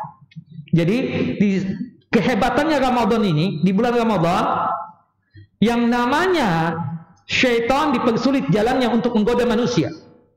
Yang kedua, pintu-pintu surga yang berjumlah 8 dibuka lebar-lebar, tidak ada satupun yang ditutup dari 8 pintu surga. Kemudian pintu neraka yang berjumlah 7 ditutup rapat-rapat oleh Allah Jalla Jalaluhu dan tidak ada yang terbuka, dirapatkan. Pintu surga dibuka lebar-lebar, tidak ada yang tertutup. Pintu neraka ditutup rapat-rapat dan tidak ada yang terbuka. Nah, kemudian di konteksnya yang ada hubungannya tadi dengan doanya malaikat tadi. Panada munadin. Kemudian ada yang memanggil kita semua ini. Ya baghiyal khair. Wahai orang yang suka melaksanakan kebaikan. Wahai orang yang suka melaksanakan ketaatan. Wahai orang yang suka melaksanakan kebajikan, aqbil, terimalah Ramadan ini dengan penuh sukacita. Jadikanlah Ramadan ini untuk melakukan ketaatan sebanyak-banyaknya, untuk menabung pahala sebanyak-banyaknya. Wa ya bagi asy'al, wahai orang yang suka maksiat, yang suka durhaka kepada Allah Jalla Jalaluhu, yang suka melakukan perbuatan dosa, aksir, tinggalkan kemaksiatan kalian, bertaubatlah kepada Allah Jalla Jalaluhu taubatan nasuha. Kenapa ya Rasulullah? Fa inna lillahi utaqa'u minan nar wa dzalika kulla lailatin. Karena dari malam pertama Ramadan sampai terakhir selama Ramadan, baik di malam harinya ataupun di siang Ramadan, ada di antara kita ini yang tercatat terbebas dari siksa api neraka. Nah, hadis ini sahih, dikeluarkan oleh Imam Bukhari dan Muslim. Ya, ini membantah hadis yang palsu, yang maudhu. Antum tahu kalau di Ramadan itu, di mimbar-mimbar Ramadan, mereka mengatakan apa? Ramadan terbagi menjadi 3 fase, bukan begitu? Bagian yang pertama, 10 malam yang pertama rahmat. Kemudian 10 malam yang kedua maghfiratu, ya, ampunan Allah Jalla wa Ala. 10 malam yang terakhir baru pembebasan dari siksa api neraka. Hada hadisun maudhu, ini hadis palsu. Ya, tidak ada satu hadis sahih yang menjelaskan tentang itu. Jangankan Nabi, para ulama nggak pernah ngomong seperti itu. Tapi ini menjadi jualan oleh para mubalik berkaitan tentang masalah apa? Seputar Ramadan. Padahal ini hadis apa? Hadis palsu. Tidak bisa dijadikan sebagai hujjah. Rahmatnya Allah tidak terbatas. Ya, luas sekali rahmatnya Allah, tidak dibatasi oleh 10 hari yang pertama Ramadan. Ampunan Allah, kapanpun kita meminta ampun, Allah ampuni. Bukan begitu? Innallaha yaqbal taubatal abdi ma lam yughgir. Sesungguhnya Allah Jalla wa Ala selalu menerima taubatnya seorang hamba selama ruh masih dikandung badan. Ya. Nah, tadi berkaitan dengan pembebasan orang-orang dari siksa api neraka sejak malam pertama Ramadan. Hari pertama kita tarawih, ya, malam pertama kita tarawih, itu sudah mulai tercatat di antara kaum muslimin, di antara kita ini, ya, siapa-siapa saja yang terbebas dari siksa api neraka. Nah, doanya malaikat untuk orang yang bersahur tersebut, sebagian ulama mengatakan minta dibebaskan untuk orang-orang yang bersahur dari siksa api neraka. Wallahu a'lam. Kemudian dari sudut pandang duniawinya, orang yang bersahur itu lebih kuat untuk menjalankan puasa, bukan begitu? Makanya bersahur itu disunnahkan apa? Ya, mendekati adzan subuh. Jangan jam 1, jam 2 sudah sahur. Ini enggak sunnah, ya. Jangan, ikhwan. Ya, subhanallah. Sahabat yang mulia Anas bin Malik pernah bertanya kepada sahabat yang mulia Zaid bin Sabit. Lagi mereka bersahur, kemudian kebetulan Zaid bin Sabit mengatakan, "Tasahharna ma'a Rasulillah sallallahu alaihi wasallam, summa qama ila shalah." Kami pernah bersahur dengan Nabi sallallahu alaihi wasallam. Setelah itu kita melakukan sholat subuh. Kata Anas, tanya sama Zaid bin Sabit, kam kana bainal adhani was-suhur aw sahur, ya, jarak antara azan dengan sahur itu berapa ya kira-kira? Kata Zaid bin Sabit, qadru 50 ayat. Seperti kita membaca 50 ayat. Anggaplah kalau kita ya 20 menit, atau kalau misalnya kurang juga 30 menit lah, cukup dong. Sekarang azan subuh pukul 5 pagi kurang 15 menit ya? Hah? Sudah 40. Mungkin nanti pas waktu Ramadan hadir 2 minggu yang ke depan bisa setengah 4.40. Ramadan 2 minggu ke depan perkiraan bisa jadi setengah 5 ya. Anggap setengah 5 nanti. Anggap ya, anggap ini perkiraan aja dulu. Anggap adzan setengah 5. Jam 4 kita mulai sahur deh. Makan gak banyak banget Ramadan. Ada gak di antara antum makan waktu sahur nafsu banget gitu, 3 piring gitu? Rasa gak ada. Kadang kita cari abon dulu, cari yang menarik gitu, yang agak pedes-pedes sedikit deh gitu Kak. Makanlah, anggap 1 piring. Atau anggaplah kayak antum 2 piring lah, seperti itu.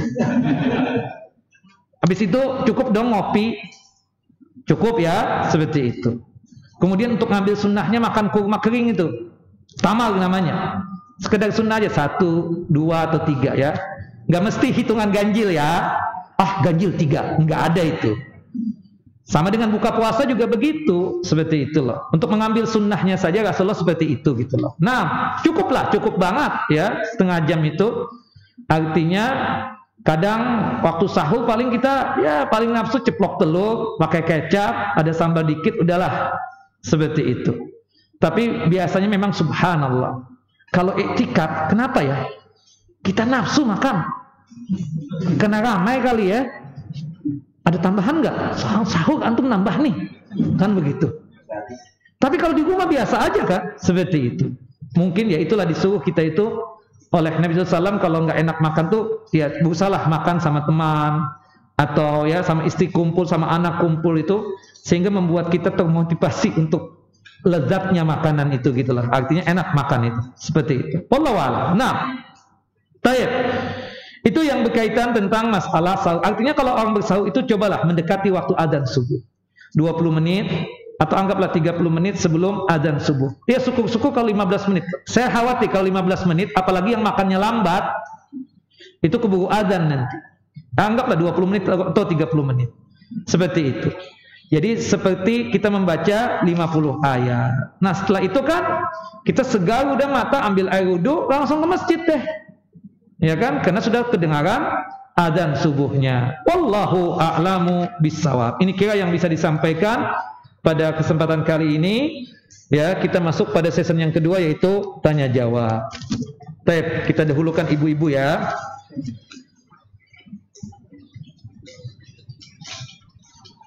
Ustadz, saya mau tanya, jika mau puasa Senin Kemis, saya sering apa ini? Bangun tengah malam atau makan. Jika saya ingin puasa Senin Kemis, saya sering makan tengah malam jam 11 atau jam 12 malam dengan niatan sahur, takut kebablasan pas subuh. Apakah ini sah sahurnya? Ya untuk makan malamnya sih nggak ada masalah. Cuma untuk diniatkan sahur menjadi kurang tepat. Kenapa? Karena sahur itu dianjurkan apa? Sebelum ya menjelang atau mendekati waktu subuh. Kalau jam 11 jam 12 Allahu Akbar ya, itu bukan sahur namanya kan, seperti itu. Nah ya mungkin kan, tapi subhanallah, kita kalau sudah pada tua begini, usahakan sebelum tidur itu kita jangan banyak-banyak makan. Takutnya jadi penyakit itu. Antum Masya Allah sebelum tidur makan nasi goreng, belum lagi tambahan yang lain, belum yang manis-manis, gak seram tuh tubuhnya antum. Tawakal Allah, benar tawakal, tapi kan ada ikhtiar yang namanya tawakal itu. Jadi sekali lagi, itu bukan sahur, kita katakan sahur itu ya mendekati waktu subuh seperti itu. Wallahu a'lam. Ikhtiar, minta sama Allah, kita katakan ya, agar kita bisa bangun untuk sahur, untuk mendapatkan fadilah yang 4 tadi itu. Ya, mengikuti sunnah Nabi, menyelisih puasanya Yahudi Nasrani, agar kita mendapatkan salawatnya Allah, agar kita mendapatkan salawatnya malaikat dengan kita bersahur. Seperti itu. Wallahu a'lam bishawab. Nah, Ustadz, saya punya orang tua yang tahun lalu tidak bisa berpuasa di bulan Ramadan karena usia yang sudah lanjut. Sudah tidak mungkin lagi untuk mengqadanya. Apakah orang tua saya cukup dengan membayar fidyah? Ya benar. Ya, sebagaimana yang dikatakan oleh Allah Jalla wa Ala dalam surah Al-Baqarah, surah yang kedua ayat 184, wa 'alal ladzina yutiqunahu fidyatun ta'amu miskin. Yang tidak sanggup lagi untuk berpuasa, ya maka hendaknya dia tersebut mengganti utang puasanya dengan membayar fidyah. Fidyah itu artinya memberikan makanan kepada golongan fakir dan miskin. Sahabat yang mulia Abdullah bin Abbas mengatakan ketika berkaitan dengan tafsir ayat yang saya bacakan tadi itu, surah Al-Baqarah ayat 184, ya, asy-syaikhu wasy-syaikhatu la yastati'ani as-siyam fayut'imani makana kulla yaumin miskina. Orang yang sudah lansia, sudah tua, baik laki ataupun perempuan, sudah tidak sanggup lagi melaksanakan ibadah siam atau ibadah puasa karena faktor U dan faktor fisiknya sudah lemah, maka utang puasanya tersebut dibayar dengan membayar fidyah, memberikan makanan kepada golongan fakir dan miskin. Kalau untuk hitungan beras ya, untuk gampangnya, sehari itu 2 liter beras. Sehari apa? 2 liter beras. Itu sudah lebih. Berarti kalau orang tua kita 30 hari tidak berpuasa, berarti 2 kali 30 berapa? 60 liter. Berarti kalau misalnya ayah bunda, abah kita nggak puasa, mamah juga nggak puasa, ya ibu kita nggak puasa juga. Berarti 60 liter kali 2. 60 liter buat abah, 60 liter buat umi kita, buat ibu kita. Berarti berapa? 120 liter. Kan seperti itu. Wallahu a'lam. Ya itu sudah 2 liter itu udah lebih banget. Nah, full lauknya juga ya. Syukur kalau antum ingin sedekah lauk, ya itu urusan antum. Tapi kalau mencukupkan dengan 2 liter beras sehari itu, maka tidak mengapa yang demikian. Wallahu a'lam.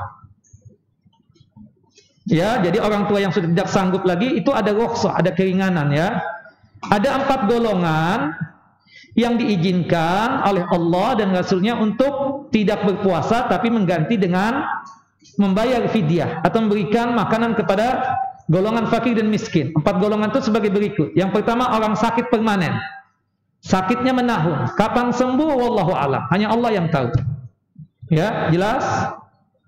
Yang kedua, lansia, orang sudah tua tadi, gak sanggup lagi berpuasa, secara fisik lemah sudah. Maka apa? Boleh dia tidak berpuasa diganti dengan membayar fidyah. Yang ketiga dan keempat tentang wanita, perempuan hamil. Yang ketiganya dan keempatnya adalah perempuan yang menyusui. Berdasarkan hadis dari Anas bin Malik radhiyallahu anhu. Ustaz, kita sedang berpuasa, lalu kita lupa sehingga makan sesuatu. Namun teringat, akan tetapi ada makanan di mulutnya. Bagaimana yang harus dilakukan? Kumur-kumur atau gosok gigi dengan odol, nggak ada masalah untuk mengeluarkan kan makan.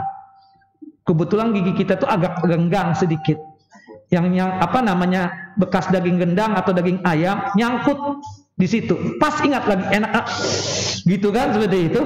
Anak puasa kan seperti itu. Datang langsung kumur-kumur. Gosok gigi untuk menghilangkan itu kan seperti itu. Jangan diteguk. Tanggung enak nih teguk aja sekalian. Batal puasa antum kan? Karena antum sudah ingat seperti itu. Baik. Ustaz, terkadang saat puasa nih ibu-ibu nih. Terkadang saat puasa saya lupa ngomongin orang, gibahin orang. Lalu ingat. Kemudian segera beristighfar, bagaimana hukumnya? Insya Allah puasa ibu sah dan mudah-mudahan pahalanya tetap diberikan oleh Allah Jalla wa'ala secara sempurna puasa tersebut karena ibu sudah beristighfar. Makanya ya gibah, gosip atau suka nyinyir atau tulisan kadang na'udzubillah suka menyebar berita hoax. Sekarang mulut nggak main, jari yang main sekarang ini banyak, bukan begitu? Subhanallah. Ada kejadian beberapa bulan yang lalu, bunuh-bunuhan, akibat apa? Saling nyinyir di grup WhatsApp. Nah antum itu kalau misalnya punya grup WhatsApp, tolong yang, maaf ya, yang adminnya itu yang, maaf, yang bisa menegur langsung. Orang yang main posting-posting aja yang nggak benar kadang kan seperti itu. Apalagi kalau antum sudah melihat ada yang ketidakberesan dari anggota grup, antum kasih peringatan. Mau kartu kuning atau kartu merah nih antum, kan seperti itu. Ya jangan sampai kita biarkan kemaksiatan ada di grup tersebut. Nah itu kan dosa juga. Nyinyirin orang dosa. Makanya Allahu Akbar, kalau kita sedang puasa itu kadang macam-macam dong yang terjadi itu. Tidak hanya sekedar puasa, nggak makan, nggak minum. Lidah kita puasa, mulut kita puasa, mata kita puasa, telinga kita puasa, kan seperti itu.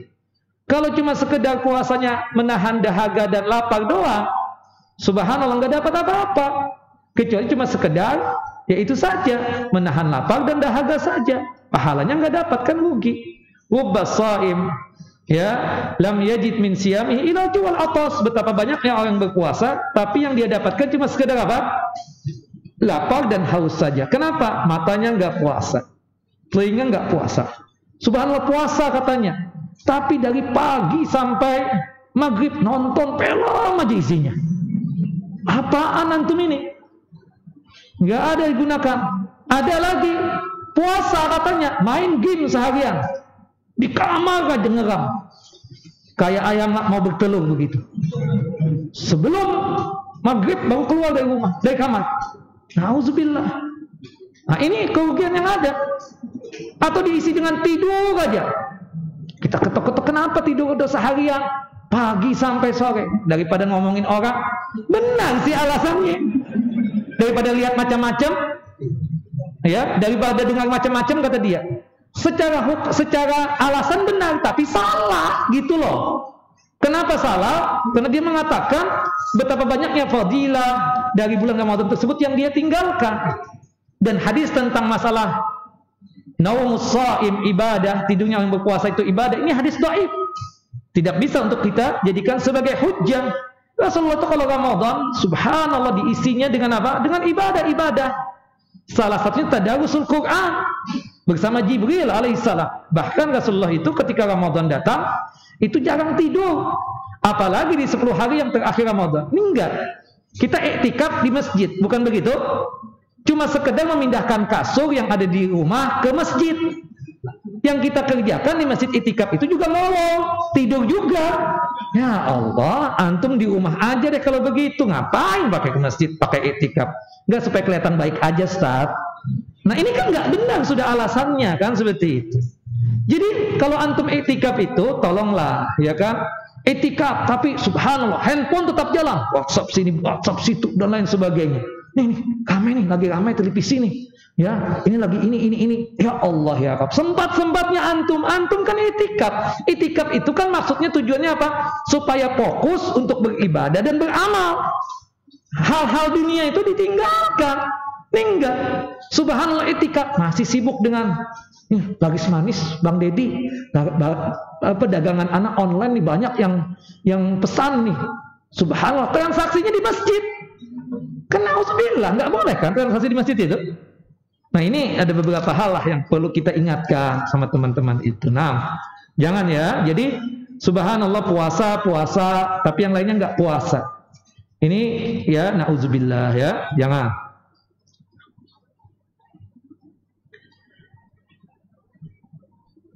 Ustadz, bagaimana hukumnya dalam satu masjid ada 2 kali sholat tarawih di waktu berbeda? Misalnya habis isya tarawih, tapi nanti malam di atasnya juga tarawih. Begini pilihannya, kalau sekiranya kita, ya ini memfasilitasi masjid, afdolnya kan memang tarawih itu di sepertiga malam terakhir, jam 2 sampai menjelang subuh. Oke? Kemudian waktu awal tarawih atau tahajud itu kan setelah kapan? Setelah sholat isya, itu sudah waktunya. Nah kita memfasilitasi orang yang tidak sanggup bangun jam 2, jam 3. Enggak semua orang kayak antum. Akhirnya pihak masjid mengatakan begini, udahlah, nanti 10 malam terakhir itu kita mau bikin 2 season nih. Satu, ya, malam yang pertama itu untuk ya orang-orang yang nggak sanggup untuk bangun malam, dari habis ba'diyah isya ya sampai jam berapa misalnya, ya, sesuai dengan sampai selesainya. Nanti jam 2 kita bikin lagi. Nah kita yang jadi jamaah situ pilih salah satunya, mau ikut kloter yang pertama atau kloter yang kedua. Tapi Ustaz, Anda ingin ikut dua-duanya, boleh nggak? Boleh. Tapi antum harus sholat ikut dengan imam. Jangan menjelang witir antum keluar, nggak boleh.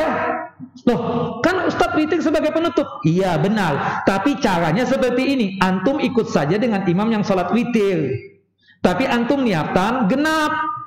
Imam kan 3, imam salam, antum tambah 1 lagi. Niatan antum menambah jumlah rakaat salat malam atau tahajud atau tarawih tadi. Imam salam, assalamualaikum warahmatullah, assalamualaikum warahmatullah. Antum jangan ikut salam, antum tambah 1 rakaat lagi. Imam, ya maaf, imam ganjil, antum genap. Kenapa? Karena antum ingin sholat malam lagi kan nanti. Nah setelah itu nanti ikut witirnya dengan imam yang di tengah malam tersebut, yang sholat memimpin kita nanti. Seperti itu, jelas ya. Jangan nih kita lihat kadang 10 malam terakhir terutama, pas 8 rakaat selesai, pada keluar, tinggal 2 sop lagi, orang-orang tua semua, yang 5 sop anak-anak muda pada keluar. Kenapa, mana antum ini? Enggak, kita mau sholat lagi nanti. Enggak boleh begitu. Antum tidak mendapatkan pahala apa? Pahala menghidupkan malam sepanjang malam, karena antum enggak ikut imam sampai selesai. Dalam hadis Abu Dzar Al-Ghifari disebutkan, man shalla ma'al imam hatta yang sarifa. Barang siapa yang sholat bersama imam sampai imam selesai, bukan setengah main, enggak. Ya, kutiba lahu qiyamul lailatin, maka ditulis pahalanya seperti menghidupkan malam, ya, seperti menghidupkan malam, ya, atau menghidupkan malam dengan ibadah salat malam tersebut. Seperti itu. Jangan ya, tolong hargai imam. Atau antum, ya kalau memang tidak ikut, ya sudahlah. Salat Isya di sini, habis itu pulang. Jangan antum ikut pas sebelum witir, antum pulang. Ya, jangan. Antum ikut saja dengan imam salat witir, tapi catatannya nanti ketika imam salam, antum tambah 1 rakaat. Seperti itu ya. Nah, itu untuk mensiasati, jangan sampai kita tersebut menyelisih imam. Wallahu a'lam. Baik.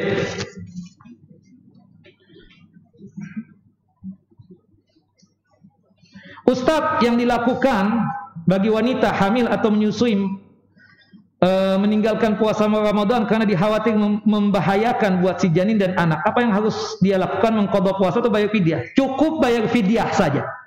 Apalagi alasannya jelas. Berbahaya buat ibunya, berbahaya buat si janin, ya, berbahaya buat si bayi. Jangan dipaksakan ibu. Apalagi hamil, apalagi hamilnya muda, baru 2 bulan 3 bulan, itu kan masa pertumbuhan. Sudahlah, nggak puasa, itu rukhsah, keringanan. Sebagaimana disebutkan di dalam hadis Anas bin Malik, dan juga disebutkan ya dalam ucapannya Abdullah bin Abbas dan ucapannya Abdullah bin Umar, kan seperti itu. Diganti dengan fidyah tok. Jadi kalau kita nggak puasa, bayarnya dengan apa? Dengan fidyah. Karena ada alasan. Kita hamil. Ustaz, katanya dua-duanya. Baik, ibu sudah bayar fidyah. Kalau ibu mengatakan dua-duanya, kapan puasanya? Oh, nanti. Kalau saya sudah tidak menyusui lagi, kapan itu? Padahal kita tahu batasan melunasi utang puasa wajib berapa bulan? 11 bulan. Dari tanggal 2 Syawal sampai nanti akhir Sya'ban nih. Ini tinggal 2 minggu lagi nih. Kalau di antara antum belum melunasi utang puasa tahun kemarin itu, Ramadan tahun kemarin, masuk puasa yang baru, ya, maka antum berdosa. Antum berdosa. Taib, menyusui, hamil 9 bulan anggap. Habis itu menyusui. Subhanallah. Paling lamanya berapa? 2 tahun kan? Anggap menyusui ini, nggak hamil-hamil. Itu juga kapan? Oh, nanti start kalau nggak menyusui lagi. Sudah lewat waktunya. Sudah lewat waktunya. Bayangkan kalau seandainya ada perempuan yang hamil setiap tahun. Kapan melunasi utang puasanya? Nah, di situ kan rukhsahnya Allah. Ada bayar fidyah toh. Kalau sudah bayar fidyah, dia dianggap lunas utang puasanya. Iya kan? Dianggap lunas utang puasa. Enggak, Ustaz, ada yang mengatakan harus fidyah dan juga harus puasa. Ya, iya ibu, saya mau tanya, kapan ibu puasanya? Nanti kalau sudah enggak hamil lagi. Ya, kapan ibu enggak hamil? Kan saya tahu ibu ini keluarga setiap tahun hamil. Oh, nanti kalau sudah monopos, ibu yakin umur ibu sampai ke monopos itu? Kan enggak. Nah, ambillah rukhsahnya Allah, bayar fidyahnya, dan kita dianggap lunas utang puasanya. Dianggap lunas apa? Utang puasanya. Dan jangan dipaksakan ya, ibu-ibu kalau yang hamil tuh muntah-muntah. Kenapa? Puasa. Jangan dipaksakan, batalkan. Abdullah bin Umar punya putri, punya anak perempuan, lagi hamil. Ini anak perempuan maksakan diri untuk puasa. Muntah-muntah. Kata Abdullah bin Umar, kenapa? Kamu hamil nih. Ya abah, maksain puasa. Jangan, kamu kan hamil. Batalkan puasamu dan ganti utang puasamu dengan membayar fidyah. Kata Abdullah bin Umar kepada putrinya seperti itu. Wallahu a'lam bissawab. Naam. Baik. Panjang banget nih, pasti curhat. Waduh, jangan panjang-panjang ibu-ibu. Yang pendek aja nih, nggak dibaca. Ustadz, bagaimana hukumnya mengeluarkan darah dengan sengaja di siang hari di bulan Ramadan? Ya, contohnya rapid test. Boleh nggak? Boleh, nggak batal puasanya. Yang membatalkan itu kan secara hukum yang masuk, bukan yang keluar, bukan begitu? Nah, meskipun itu kaidah harus diluruskan, harus dijelaskan secara benar kan, seperti itu. Nah, mengeluarkan darah tidak mengapa, apalagi rapid test kan sedikit banget tuh darahnya, nggak mengganggu lah. Tapi yang bisa mengganggu tentang fisiknya antum bukan batal puasa ya, ngambil darah itu tuh yang banyak untuk nyumbang darah ke orang lain itu. Itu kan habis itu kadang capek tuh kita. Termasuk bekam. Bekam itu kan banyak tuh keluar darah. Apalagi yang kepala, leher, dada, belakang, atas. Macam tuh bekam. Tuh keluar darah banyak. Ujung-ujung apa? Lemas nanti. Di situ dikhawatirkan. Antum nanti nggak kuat, akhirnya membatalkan puasa. Udahlah, bekamnya di malam hari deh. Bisa nggak malam? Insya Allah bisa kan, seperti itu. Kecuali kalau antum nggak ada, insya Allah aman deh anak. Ya nggak ada masalah. Cuma bekam itu aslinya tidak membatalkan puasa. Cuma dikhawatirkan kalau banyak mengeluarkan darah itu bisa membahayakan tentang fisiknya antum kan, seperti itu. Wallahu a'lam. Nah, berkaitan tadi saya bilang ini kan itu menguatkan. Kalau memasukkan pada saat bulan Ramadan misalkan vaksin. Iya. Kalau yang membatalkan itu kan, maaf ya, suntikan-suntikan yang tujuannya untuk ya menguatkan tubuh atau mengenyangkan tubuh. Vaksin itu imun enggak? Vaksin itu untuk mengenyangkan enggak? Vaksin itu untuk menguatkan tubuh enggak? Nah, kalau vaksin itu dikatakan sama seperti statusnya infus, mayoritas ulama mengatakan batal seperti itu. Nah, makanya perlu ditanya kepada ahli medis seperti itu. Karena mayoritas ulama mengatakan al-hukun al-ghidaiyah, suntikan-suntikan yang tujuannya itu untuk mengenyangkan perut atau untuk menguatkan tubuh, suplemen itu batal tuh puasa. Nah, makanya ditanyakan dulu. Saya bukan ahlinya tentang masalah vaksin itu. Cuma tahu kaidahnya.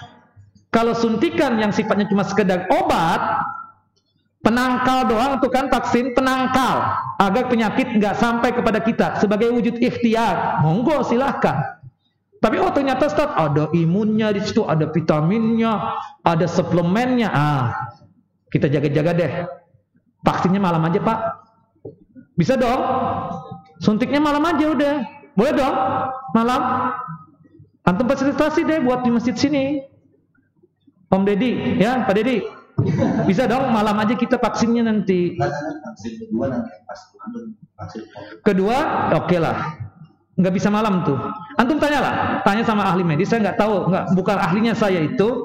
Timbul pertanyaannya itu, kalau itu cuma sekedar penangkal doang, nggak ada di situ apa suplemen, kita katakan is oke, odol antum vaksin kan seperti itu.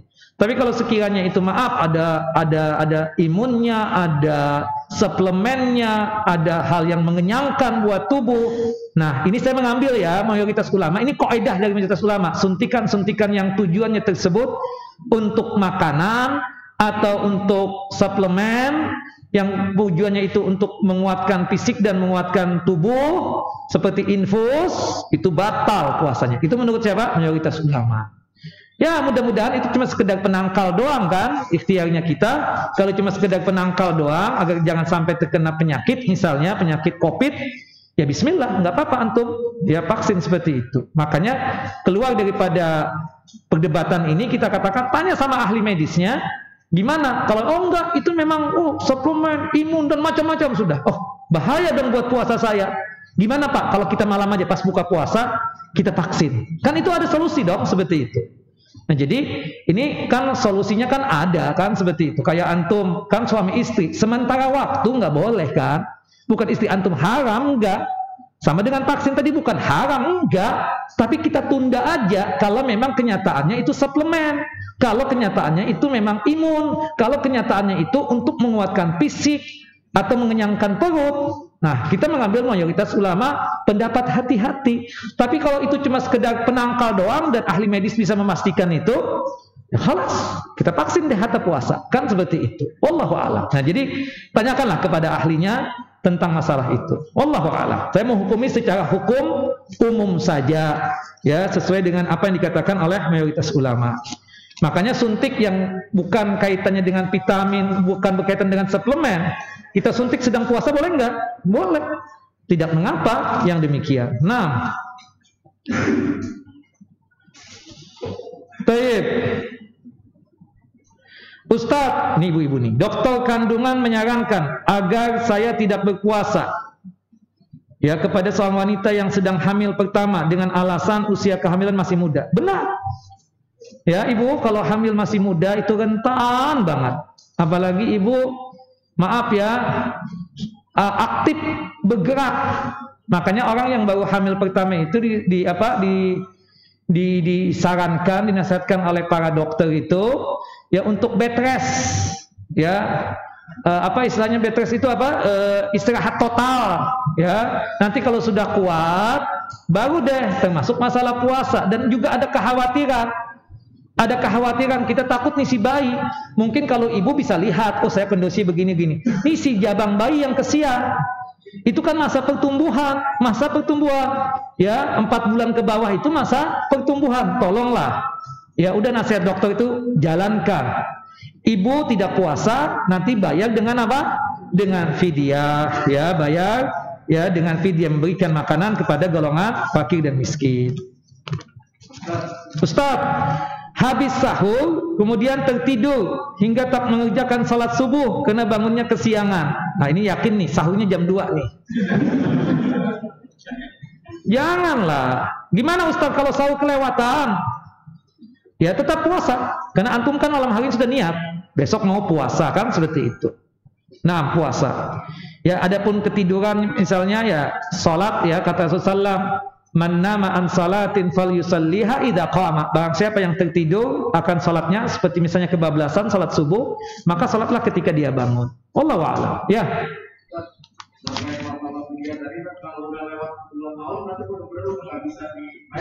Dengan puasa.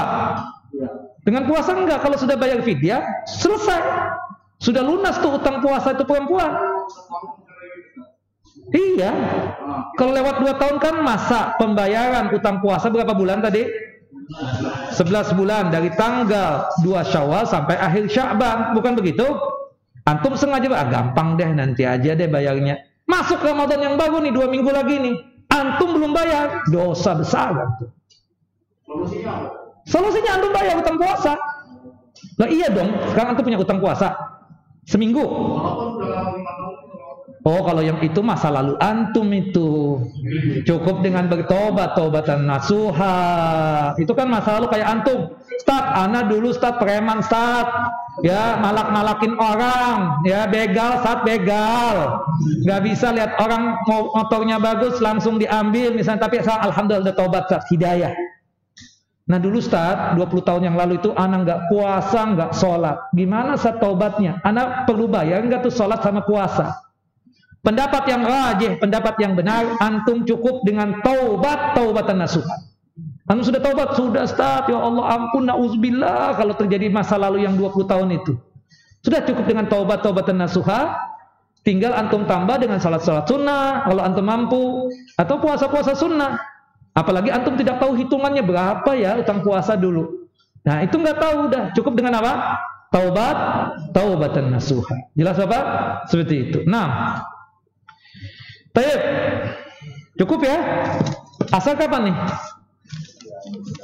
5 menit lagi, 10 menit. Oh, kelamaan antum 20 menit lagi. Kalau nggak salah jam 3 lewat 10 atau apa? Nah. Saya nggak apa-apa deh, pengajian penutupan sampai asar kita di sini. Nah, baik. Bagaimana menentukan waktu untuk membatalkan puasa ketika kita berada di belahan bumi yang negaranya memiliki waktu siang hampir 22 sampai 24 jam? Nah, kalau kita melihat kan, kalau seperti itu dikembalikan kepada kaidah umum dari subuh sampai apa? Sampai maghrib atau sampai tenggelam matahari. Ya sudah, berarti dia ya itu ada keuntungannya. Kalau musim panas memang itu seperti itu, 20 jam, 21 jam, malamnya cuma 3 jam. Tapi nanti kalau musim dingin sebaliknya, puasanya sebentar banget, bukan begitu? Iya enggak? Puasanya sebentar banget. Karena kita mengalami itu, cuma nggak sampai berjam-jam seperti itu. Ya, kalau musim panas tuh siangnya kan lama, siangnya itu lama betul. Tapi kalau musim dingin, subhanallah, siangnya itu sebentar banget. Jadi kita pernah puasa di satu negeri kafir Australia waktu itu, ya kebetulan musim dingin. Itu sebentar banget, hitungan berapa jam ya? Kita di sini normalnya berapa? 14 jam. 14-13 ya. Itu kira-kira 9 jaman, 9 jaman. Sebentar kan 9 jam, segampang. Malam lagi ini kan seperti itu. Subhanallah. Tapi malamnya kalau musim dingin itu kan lama betul seperti itu. Nah itu ya kembali kepada umum, meskipun ada ulama yang membahas tentang masalah itu berkaitan dengan kasus Dajjal datang itu. Kan Dajjal itu datang ke dunia ini berapa hari? 40 hari kan? Satu harinya seperti 1 tahun. Kemudian hari keduanya seperti 1 bulan. Hari yang ketiganya seperti 1 pekan, 1 minggu. 37 sisanya tersebut seperti hari-hari kita biasa 24 jam. Ada sahabat nanya, gimana sholat ya Rasulullah? Gimana berkaitan tentang masalah puasa? Kata Rasulullah, ya diperkirakan, ditakdir berapa kira-kira biasanya normalnya. Wallahu a'lam. Ada yang mengatakan ikut dari negeri yang sebelah. Tapi ya kaidah yang umum tadi tidak bisa ditinggalkan gitu loh. Ya, subuh sampai tenggelam matahari puasanya seperti itu. Wallahu a'lamu bissawab. Ya, itu perlu ijtihadat dari ijtihad dari para ulama ya yang tersohor seperti itu. Tapi di sini ada pertanyaan, Ustaz, dalam salat sunnah qabliyah dan ba'diyah, sahkah apabila tidak baca surah pendek atau afdal dibaca? Afdalnya dibaca tapi surah pendek. Usahakan ya qabliyah dan ba'diyah itu kita mengambil surah-surah yang pendek. Kita lihat qabliyah subuh. Rasulullah membaca apa? Rakaat pertama setelah Al-Fatihah surah Al-Kafirun. Itu jumlah ayat cuma 6 ayat. Rakaat yang kedua Al-Fatihah dengan surah Al-Ikhlas. Ayatnya berapa? Cuma ya 4 ayat kan seperti itu. Yang pendek. Jangan qabliyah ba'diyah ngambil surah Al-Baqarah, Ali Imran. Ambil 1 ayatnya, ada tuh pernah dilakukan oleh Nabi SAW. Mengambil 1 ayat dalam surah Al-Baqarah 1, kemudian mengambil 1 ayat dari surah Ali Imran. Kita katakan seperti itu. Nah, kemudian Ustadz, kalau saya mencukupkan dengan Al-Fatihah saja, sah nggak salat saya? Sah salatnya. Karena memang rukun salatnya cuma sebatas Al-Fatihah. Sedangkan pembacaan surah setelah Al-Fatihah hukumnya apa? Sunnah. Wallahu a'lam bissawab. Ya. Nah, ini ahwat semua nih yang nanya nih. Lain ya? Oke, silakan. Assalamualaikum warahmatullahi wabarakatuh. Bagaimana jika ketika saat Ramadan yang soleh tapi sempat berhubungan antara suami istri, kemudian dia mengganti puasanya selama 40 hari. Waduh. Dan di kepala seperti iya. Jadi dia melakukan hubungan intim di siang Ramadan. Oke. Kan ada hadis Abu Hurairah itu. Tapi pada saat menjadinya itu apakah harus urutan full selama 40 hari atau boleh urutan? Kan itu kan dikatakan oleh Nabi SAW. Di sini di dalam hadis nomor berapa? Hadis Abu Hurairah radhiyallahu anhu. Ya kan itu ada 3 pilihan kan. Yang pertama itu kan membebaskan budak. Yang kedua adalah berpuasa selama ya 2 bulan berturut-turut, syahraini mutatabi'aini. Syahraini mutatabi'aini itu ya anggaplah kita katakan ya 60 hari ya kan seperti itu. Syahraini mutatabi'aini, bukan 40 hari tuh. Ya bukan. Kalau nggak sanggup juga maka dia memberikan makan 60 orang fakir miskin. Ya, kita bacakan hadisnya. Hal tajidu waqabatan tu'tiquha, antum punya budak enggak yang bisa dibebaskan untuk bayar kafaratnya dari dosa yang antum lakukan dikarenakan melakukan hubungan intim di siang Ramadan tersebut? Oh enggak ya Rasulullah, aku enggak punya. Tayyib, fahal tajidu fahal tastati'u an tasuma syahraini mutatabi'aini, apakah engkau sanggup berpuasa 2 bulan berturut-turut? Kata sahabat tersebut, la ya Rasulullah. Jangankan 2 bulan, yang 1 bulan aja kecolongan kan seperti itu bahasanya kita ya, seperti itu. Nah, apalagi 2 bulan kan seperti itu. Taib, kata Rasulullah yang ketiga, fahal tajidu it'amu sittina miskinan. Kalau begitu, kamu beri makan 60 orang fakir miskin. Nah, ini kan terakhir nih pilihan. Bebaskan budak nggak bisa, puasa 2 bulan berturut-turut. Tapi ini hadis ditujukan kepada siapa? Suami apa istri? Suami. Istri dalam masalah ini nggak salah, meskipun istri yang ngajakin.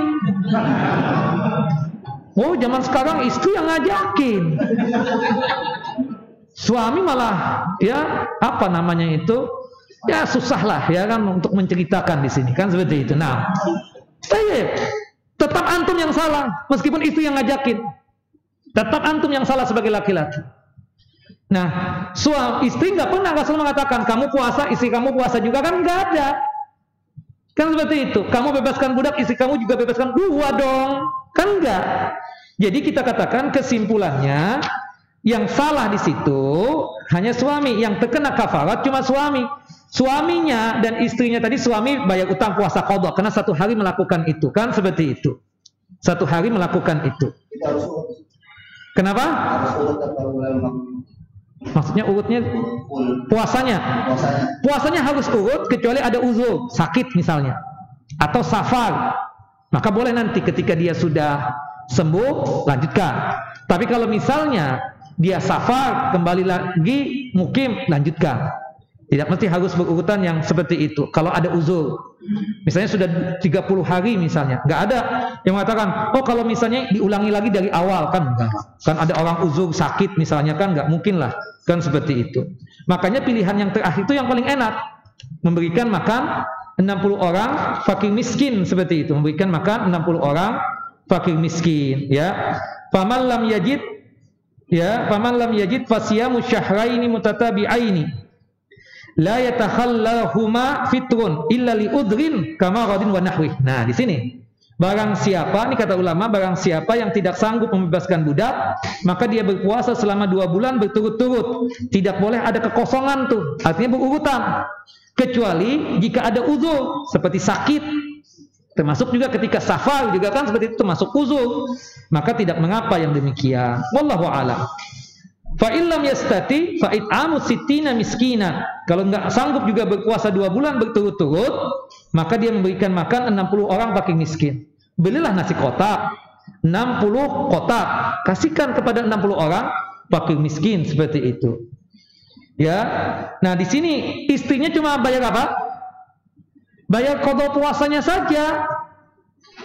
Dia melakukan itu kan di siang Ramadan. Berapa kali? Oh, cuma sehari itu doang. Cuma sehari itu doang, ya kan? Baik. Berarti 1 hari itu dia melunasi utang puasanya 1 hari itu doang. Tapi kalau ternyata dalam 1 bulan tersebut ada 3 hari dia. Enggak, 3 hari Ustaz. 3 hari, ya kan? Puasa. Gimana? Untuk kafaratnya tetap 1. Untuk kafaratnya tetap apa? Tetap 1. Ya, tapi untuk puasanya dia batal kan? 3 hari tadi, hari Senin, Selasa, Rabu misalnya. Ternyata Senin dia lakukan itu. Kemudian Selasa juga begitu. Kemudian Rabu juga begitu. Berarti bayar utang puasanya cuma apa? 3 hari. Tapi untuk kafaratnya apa? Tetap 1. Kafaratnya apa? Jangan dikali 2. Kali 3 nih, budak 3. Enggak.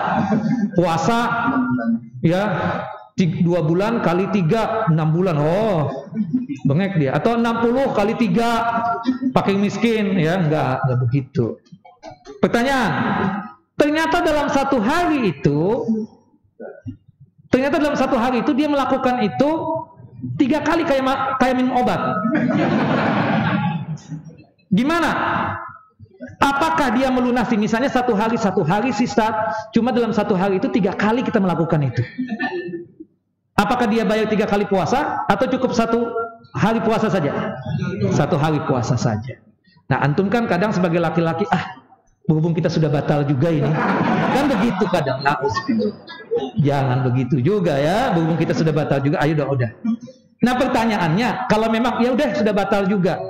Akhirnya antum udah batal kan? Jelas antum terkena kafarah. Artinya memang nggak ada puasa di situ. Boleh nggak antum makan? Minum? Boleh, sudah kan? Karena batal sudah.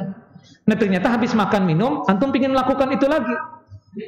Dosanya itu apakah kena di awal atau setelah batal itu? Dosanya kan di awal itu. Ya, jadi sudah. Artinya di awal itulah dia berdosa, sedangkan setelahnya itu ya dia, ya tentu kita katakan sudah berhubung dia tidak berpuasa lagi, kena batal. Dia ingin melakukan itu lagi juga tidak dianggap sebagai orang yang 2 kali melakukan perbuatan dosa, tetap 1 kali tadi. Cuma ya nggak pantas aja gitu loh, nggak pantas lah kan seperti itu. Nah, wallahu a'lam bissawab.